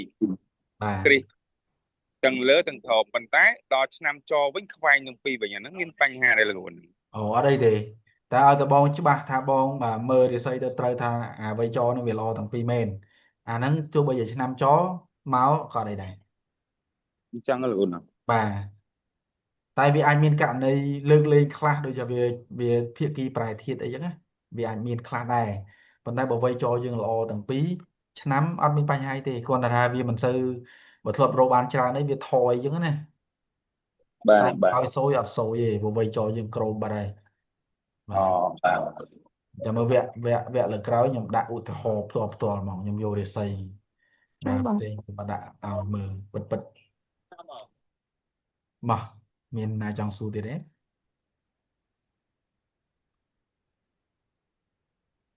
ទាំងអស់ហើយណា មានលោកគ្រូសុំមួយទៀត បាទ លោកគ្រូចុះបើសិនជានៅក្នុងតារាងប៉ាវជឿរបស់យើងមានសัตว์ដែលឆុងគ្នាឬក៏ធាតុខាងលើដែលជាធាតុឆុងគ្នាវិញតើការបកស្រាយយ៉ាងម៉េចដែរទៅលោកគ្រូ បាទហ្នឹងយើងត្រឡប់ទៅអាវគ្គដំបូងនោះតើឆុងអីគេនិងអីគេតួឆ្នាំតួខែឬឆុងអីគេ ដោយឧទាហរណ៍ថាថ្ងៃឆុងជាមួយនឹងតួខែថ្ងៃឆុងជាមួយនឹងតួឆ្នាំអញ្ចឹងណា គឺ អូប៉ុន្តែវគ្គមុនលោកគ្រូមានបរៀនហើយទេ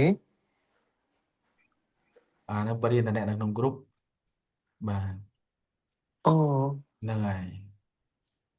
ចុះបើសិនជានៅក្នុងតារាងរាសីមានតួថ្ងៃខាងក្រោមឆុងជាមួយនឹងតួខែឬក៏តួថ្ងៃឆុងជាមួយនឹងតួឆ្នាំ អាហ្នឹងដូចលោកគ្រូប្រាប់ពីដំបូងអញ្ចឹងកាលណាយើងឧទាហរណ៍ឆ្នាំនិងខែឆុងគ្នាបាទអញ្ចឹងវ័យក្មេងរបស់យើងហ្នឹងមានបញ្ហាខែនិងថ្ងៃឆុងគ្នាវ័យកណ្ដាលរបស់យើងមានបញ្ហាបាទអាចបែកបាក់គ្រួសារបាទបដូរការងារញឹកញាប់បាទដល់ពេលថ្ងៃហើយនឹងម៉ោងឆុងគ្នាអានឹងវ័យចាស់របស់យើងតែចាស់ពេលយើងចាស់ទៅអត់មានណានៅជាមួយកូនចៅអីពឹងមិនបានអញ្ចឹងណា អូខេបាទលោកគ្រូបាទ បាទយើងនិយាយទៅឲ្យតែមានឆុងនៅក្នុងរាសីលោកគ្រូណែនាំគួរតែកែរាសីចេញជាពិសេសអ្នកដែលឆុងម៉ោងហើយនឹងថ្ងៃព្រោះនៅពេលដែលចាស់ទៅវេទនាចាស់ទៅពិបាកបើសិនជាគាត់ឆុងតែឆ្នាំនិងខែអានឹងគាត់លំបាកវេទនាតែពីក្មេងទេពីតូចវេទនាហើយហ្នឹងអាចពិសោធន៍ខ្លួនឯងបានអ្នកណាដែលវេទនាពីតូចអីមើលតារាងទៅឃើញហើយឆ្នាំនិងខែឆុងគ្នាហើយអ្នកណាដែលបែកបាក់គ្នាលេងលះគ្នាអីហ្នឹងពិបាកនៅតួពេលបានប្រពន្ធអីហ្នឹងមើលខែនិងថ្ងៃទៅឃើញហើយ លើកលែងតែអ្នកនោះបានកែរាសីនៅផ្ទះហុងស៊ុយអីអាហ្នឹងបានជួយអានេះករណីដែលគាត់ធ្វើសេចក្តីល្អអ្នកខ្លះគាត់អត់បានកែហុងស៊ុយទេប៉ុន្តែគាត់ធ្វើសេចក្តីល្អបានច្រើនធ្វើបុណ្យធ្វើអីបានច្រើនទៅដូចមានអីប្រទីគាត់ទៅទិញផ្ទះហ្នឹងទៅផ្ទះហ្នឹងវាត្រូវហុងស៊ុយអត់បានរៀបទេតែវាត្រូវហុងស៊ុយតែវាជួយដែរវាមានអញ្ចឹងណា បាទអូខេយល់លោកគ្រូអរគុ ហើយ ណ ហ្នឹងហើយដូចសត្វចាដូចជារៀបចាអង្គមួយលោកគ្រូមែនទេ បាទរៀបហើយឯលោកគ្រូប៉ុន្តែមានមិត្តភក្តិគាត់សួរដែរដល់ពេលខ្ញុំអត់ហ៊ានឆ្លើយសារខ្លាចអត់ដឹងហ៎ហើយរាសីគាត់ដូចខ្ញុំចឹងឆុងថ្ងៃឆុងខែឆុងឆ្នាំ អូ ចូលសិក្សារៀបឲ្យមិនដែរអាចនិយាយទៅឲ្យអ្នកក្នុងក្រុមគាត់បានឮផង និយាយទៅនៅពេលដែលខ្ញុំរៀបហើយគឺឃើញនិយាយទៅពីមុនគឺខ្ញុំរៀងដាច់ម៉ាត់ខ្លាំងចិត្តខ្ញុំដាច់ច្រើនអញ្ចឹងណាបើសិនជានិយាយទៅគឺដោយសារតែខ្ញុំមានលើសធាតុមាសអញ្ចឹងនៅពេលដែលខ្ញុំរៀបទៅគឺអ្វីដែលខ្ញុំអាចស្ដាប់បានគឺខ្ញុំស្ដាប់អ្នកនៅជុំវិញខ្លួនរបស់ខ្ញុំច្រើនហើយអ្វីដែលខ្ញុំទទួលបាន feedback ពីសិស្សច្បងខ្ញុំក៏ដូចជាអ្នកនៅជុំវិញខ្លួនគាត់ថាឥឡូវមនុស្សខ្ញុំរៀងមានហេតុផលច្រើនអត់យល់តែចិត្តខ្លួនឯងដូចពីមុនណាហើយចិត្តក៏រៀងធ្ងន់ជាងមុនដែរនៅពេលដែលខ្ញុំរៀបហើយដូចជាខែ10ពេលលោកគ្រូ2025បាទខ្ញុំរៀបខែ10 2025ហ្នឹងគាត់ថាមើលទៅរៀងប្លែកហើយគាត់សួរខ្ញុំថាមានអីមែនបានប្លែកខ្លាំងម៉េះគាត់ថាមករយៈក្រោយហ្នឹងខ្ញុំប្លែកច្រើន បាទ តែគាត់តែខ្ញុំប្រាប់ឲ្យខ្ញុំមករកឃើញមិត្តភក្តិដែលគាត់មានតួថ្ងៃឆុងជាមួយនឹងខែហើយជាមួយនឹងឆ្នាំគ្រាន់តែគាត់ឆុងហ្នឹងមិនមែនឆុងសัตว์ស្នេហ៍តែគាត់ឆុងសัตว์ឃ្លៀង អូបាទ គាត់ខុសពីខ្ញុំបើខ្ញុំរឿងរបស់ខ្ញុំគឺខ្ញុំឆុងសัตว์ស្នេហ៍មានសัตว์ស្នេហ៍ឆុងគ្នា បាទអរគុណច្រើនសិក្សាអរគុណ បាទ បាទអូខេមកមានគ្នាយើងសួរទៀតទេ ខ្ញុំចង់សួរមួយលោកគ្រូ បាទ មិញក៏ព្យាយាមស្ដាប់ទេច្រើនដែរតែប្រហែលជាខ្ញុំរៀងនៅថ្មីអញ្ចឹងណាលោកគ្រូ បាទអត់អីទេខ្ញុំមកជួយឃើញលោកគ្រូចាខ្ញុំឃើញលោកគ្រូបញ្យល់ពាក់ព័ន្ធនឹងអាជាតិលុយហ្នឹងមើលតែថ្ងៃអញ្ចឹងឧទាហរណ៍ថាចូលថ្ងៃយើងកើតចំខាងលើហ្នឹងដាក់ទឹកអញ្ចឹងមានន័យថាយើងហ្នឹងមានជាតិលុយហើយមានទេលោកគ្រូប៉ុន្តែ អាចនិយាយឲ្យរៀងលឺបន្តិចទេលោកគ្រូស្ដាប់ឬអត់ច្បាស់សោះ លឺលោកគ្រូ បាទនេះគឺគ្រាន់បន្តិចមក ចង់និយាយចេះលោកគ្រូលោកគ្រូថាជាតិលុយយើងឲ្យមើលតែកន្លងទូថ្ងៃខាងលើទៅអញ្ចឹងខាងលើយើងឧទាហរណ៍ថាខាងលើយើងកើតចំទឹកហើយទឹកមកឬទឹកកកដឹងតែយើងមានប៉ុន្តែលោកគ្រូថាឲ្យរាប់ហ្នឹងចង់រាប់អាលើក្រោមតែតួថ្ងៃឬមួយអាចរាប់ទៅកន្លងទាំង8 អត់ទេអាហ្នឹងយល់ហើយអាហ្នឹងគឺយើងរាប់ទាំងអស់ហ្នឹងណាបាទយើងរាប់ទាំងយើងមិនមានតារាងបាយជឺរបស់យើងមិនមានខាងលើផងខាងក្រោមផងថ្ងៃផងខែផងយើងមើលទាំងអស់ អូបាទយើងមើលទាំងអស់ អញ្ចឹងចូលអូម៉ាថាយើងមានមក8កន្លងហ្នឹងយើងលើកខ្សោតែគ្រប់ទាំងមានទាំងទឹកទាំងភ្លើងលើកទឹកតែ2 3អញ្ចឹងមិនវិញទេលោកគ្រូ ស្ដាប់អត់បានទេ ចានិយាយថាចេះលោកគ្រូមិននិយាយថាអូម៉ាថាទឹកបើទឹកមាន3មានន័យថាជាតិលុយយើងល្មមគឺអាចលើសហើយអញ្ចឹងណាឬក៏មានចាប់ពី4 ចាប់ពី3ទៅលើស ហើយលើសហើយតែបើ2មកជុំទេបាទបើ2ល្អមាន2ល្អ អញ្ចឹងខ្ញុំឧទាហរណ៍មួយលោកគ្រូឧទាហរណ៍ថាឥឡូវកន្លងខ្ញុំមានមាស2ទឹក3ភ្លើង2ហើយឥឡូវមិនវិញ អត់ទេអាហ្នឹងតើយើងវិភាគទាំងអស់នេះយើងរោតែធាតុលុយសិនទេបាទបើថាយើងគិតតែធាតុលុយទេព្រោះនៅពេលដែលយើងសួរអញ្ចឹងវាត្រូវយើងត្រូវធៀបជាមួយនឹងតួខ្លួនទៀតដើម្បីដឹងថាធាតុទឹកធាតុអីនេះត្រូវជាអីជាមួយយើងអញ្ចឹងណាចឹងឥឡូវវគ្គនេះយើងរៀនតែប៉ុណ្្នឹងសិនហើយចាំយើងតទៅទៀតអញ្ចឹងបងប្អូនយើងដែលថ្មីហ្នឹងកុំទាន់អស់សង្ឃឹមឬក៏ថាអូពិបាកអត់អីទេតទៅមុខទៀតទៅយើងនឹងចាប់ដើមយល់ហើយបាទអញ្ចឹងឥឡូវអរគុណច្រើនឥឡូវចូលដល់ លោកគ្រូ រ៉ានី លោកគ្រូខ្ញុំ ឃើញរ៉ានីលើកដៃហ៎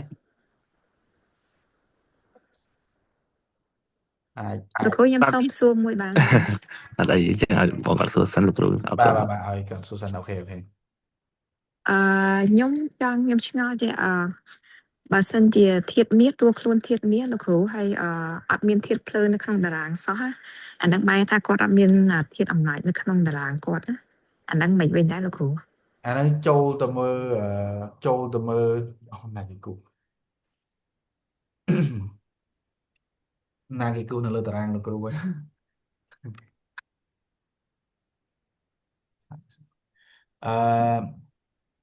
អាហ្នឹងចូលទៅមើលដំបូងចូលទៅមើលគាត់ចូលករណីបាត់ធាតុអីនេះបាត់ធាតុភ្លើងណា ចា បាទចូលទៅករណីនឹងមួយសិនឯណាចេះអូគូហើយ bà tôi một tiết ban dương đành từ thiết phương nước chỉ thiết ấy kì thiết ẩm nai mình ấy và tam ចា thiết ẩm nai nó ចា bây giờ còn bắt thiết ẩm nai và bắt so và bắt linh mong bởi vì ai miên ở trong sập sập ចាអត់មានសោះ và bờ ọt miên so anh ấy cứ qua chìm lúc đây ọt miên vĩ này ọt miên ọt khoa ca ấy cái hỏi cái commitment ấy, ọt miên ca tăng chất và hay cái thiệp đành tôi đầu tiên là thiệp phơi nướng ai đôi thiệp phơi ọt chứ bắt qua chìm mưa ấy là tiền chẳng cái này ចា บัตรทิศปบะยินดีที่ใส่บัตรทิศปบะยังพวกมันยังตระการเทียต่างปรางติดจานไม่เอาแต่เมียนแต่ขณะยังบัตรทิศคือปบะไอ้มันทาทิศอำนาจทิศลุยทิศไอ้เอาแต่บัตรทิศบาคือปบะ ចឹងយើងធ្វើមិនអាចកែប្រែបានលោកគ្រូអាចជួយបាន อันนั้นโดยเมียนแต่เรียบจากองค์ រៀប เรีย ចៅ บ អ៊ំ เรียบไอ้บาปีตุเตอร์เรียบจาก ចា เรียบจากองค์เรียบของซุยกับปบะช่วยได้ ចា บาพวกกดบัตรทิศไอ้ตัวยังเรียบจากองค์มันยังดักทิศโจตัวบ้าน ចា บาจัง ចា มัน អរ กด គុណ บัตร ច្រើនលោកគ្រូ บัตรทิศเพลิงจะต้องtới យើងត្រូវសบายរីករាយឬក៏យើងមានអីត្រូវភ្ញាក់ផ្អើលអីក៏ធម្មតា ចា បាទបាត់ភាពរីករាយអាហ្នឹងគេហៅបាត់ភាពរីករាយ enjoy បាទតោះឥឡូវចូលដល់ ចាអរគុណលោកច្រើនលោកគ្រូ បាទអរគុណច្រើន លោកគ្រូសុំមួយទៀតទេសូមខ្ញុំមួយលើសំណួរថាបច្ចាអីមិនងាយតែពាក់ព័ន្ធនឹងឆុងថ្ងៃហើយនឹងខែឆ្នាំណាលោកគ្រូអានេះគេមើលមិនមើលនៅក្នុងកន្លងទៅ8នេះគេមើលឆុងមិនគាត់ថាម៉ោងឆុងខែឆុងថ្ងៃគឺតែថ្ងៃឆុងខែហ្នឹងយើងមើលទៅទៅគ្នាមែនលោកគ្រូ អាហ្នឹងតើតាចេះមើលសត្វឆុងទៀតបែរថាដូចសត្វឆុងវាមានឆុង6ហ៎បើសិនតែយើងចេះយើងស្គាល់ឆុងអាហ្នឹងបានយើងចេះមើលមួយទៀតតទៅទៀតអញ្ចឹងណាបាទ អញ្ចឹងមានន័យថាអាម៉ាត់ឃើញឆុងជាមួយនេះអញ្ចឹងឧទាហរណ៍ថាឥឡូវយើងឧទាហរណ៍ចឹង បើឆ្នាំឧទាហរណ៍ខ្ញុំឥឡូវខ្ញុំឧទាហរណ៍យើងវិញតួឆ្នាំរបស់យើងមានចតួខែរបស់យើងមានរោងអាហ្នឹងឆុងគ្នាហើយ អូ បាទខែនៃឆ្នាំឆុងគ្នាហើយហើយបើតួខែរបស់យើងមានឆ្លូវតួថ្ងៃរបស់យើងមានមមេអាហ្នឹងខែហើយនឹងថ្ងៃរបស់យើងឆុងគ្នាហើយ អញ្ចឹងកាលណាឆុងគ្រប់តែកន្លងអញ្ចឹងយើងក៏រៀបជាអូមែនទេ បាទឆុងគ្រប់ដល់ហ្នឹងគឺមានបញ្ហាហើយបាទជីវិតញ៉ៃញ៉ៃជីវិតញ៉ៃញ៉ៃអាហ្នឹងបាទបាទឥឡូវចូលដល់សុំរ៉ានីរ៉ានីក៏លើក មួយលោកគ្រូខ្ញុំចង់សួរលោកគ្រូតាក់ទងនឹងវ័យចរលោកគ្រូដោយ បា សារ ទ ខ្ញុំឆែកនៅក្នុងតារាងរាសីទៅឃើញវ័យចរខ្ញុំដូចឧទាហរណ៍ថាឆ្នាំមកការអញ្ចឹងលោកគ្រូដល់ពេលវ័យចរខ្ញុំថោះហើយឆុងជាមួយនឹងឆ្នាំអញ្ចឹងប៉ុន្តែខ្ញុំដូចជួបរឿងច្រើនណាលោកគ្រូ បាទតែឆុងមានបញ្ហាហើយ ចា បា តែ ទ យើង ឆុង គួរធ្វើម៉េចឲ្យវាបន្ធូរបន្ថយអារឿងហ្នឹងណាលោកគ្រូ អាហ្នឹងវាមានតែកាយរិស័យហ្នឹងឯងសម្រាប់លោកគ្រូមានតែកាយរិស័យគេឯងចឹងពោះយើងឃើញហើយសូម្បីតែគ្រូហុងស៊ុយហ្នឹងក៏កាយរិស័យដែរបាទព្រោះអាហ្នឹងយើងអត់ឈ្នះវាទេដោយលោកគ្រូបញ្យល់ចឹងណាអាហ្នឹងវាមកពីក្រៅបងអូនចង់កិច្ចក៏កិច្ចផុតដែរវាមក ពេលវ័យមានផ្កាយហើយនឹងខ្វែងខាងក្រោមលោកគ្រូ បាទអញ្ចឹងបានថាយើងមានផ្កាយតែមួយអញ្ចឹង ចា អាហ្នឹងគឺបាទបើសិនជាឆ្នាំវាមកកាន់តានេះទៀតគឺកាន់តែមកត្រួតទៀតអាហ្នឹងគឺបញ្ហាទៀត ប៉ុន្តែបើឆ្នាំនេះលោកគ្រូខ្ញុំឃើញភ្លើងលើភ្លើងក្រោមគេឲ្យផ្កាយហើយតួឆ្នាំនៃឆ្នាំខ្ញុំហ្នឹងឲ្យផ្កាយដែរតែនៅខាងលើឲ្យខ្វែងអាហ្នឹងមិនយើងអត់ទាន់យល់ច្បាស់គ្រាន់តែយើងដឹងថា អាតកតងនឹងផ្កាយហ្នឹងអាហ្នឹងលោកគ្រូមិនដឹងថាបើយកពីអែបមកលោកគ្រូមិនដឹងថាវាត្រូវខុសណា ចាលោកគ្រូ បាទព្រោះអាហ្នឹងដោយលោកគ្រូនិយាយយ៉ាងថារិស័យវាមានច្រើនហើយយើងត្រូវការវិភាគច្រើនទៀតអញ្ចឹងណាតែបើថាយើងមើលតាមពេលខ្លះវាមើលតាមអែបយើងឃើញផ្កាយមែនតែរយៈស្ដែងអត់ទេ ចា បាទហ្នឹងយើងត្រូវវិភាគសិន ហើយខ្ញុំចង់ចូលទៅមេរៀនតិចលោកគ្រូឧទាហរណ៍ថាដូចយើងនឹងតួខ្លួនយើងទាំងអស់ទាំង8កន្លងហ្នឹងដូចឈើច្រើនពេកហ្នឹងលោកគ្រូតើយើងធ្វើម៉េចដើម្បីឲ្យ support កុំឲ្យវាឈើនៅក្នុងតួខ្លួនយើងហ្នឹងច្រើនពេក អូអាហ្នឹងមានកាយរិស័យទៀតហើយយើង អូស្អីណា បាទ ព្រោះឈើច្រើនដែរឈើឡើងកណើហ្មង បាទធ្វើច្រើនពេកឈើច្រើនពេកប្រយ័ត្នថ្លើមណាទៅពិនិត្យថ្លើមផង ចាលោកគ្រូ បាទ ចាអរគុណច្រើនលោកគ្រូ បាទអរគុណ ចា ចា លោកគ្រូចង់សួរលោកគ្រូតើកែហ្នឹងយើងកែដោយវិធីមិនទៅ កែលើនេះលោកគ្រូបង្ហាញបន្តិចនេះខ្ញុំចប់លោកគ្រូបិទ record សិនកុំឲ្យលោកគ្រូ share មួយសារទៀតសិនចប់អូខេហើយលោកគ្រូសុំបិទ record សិន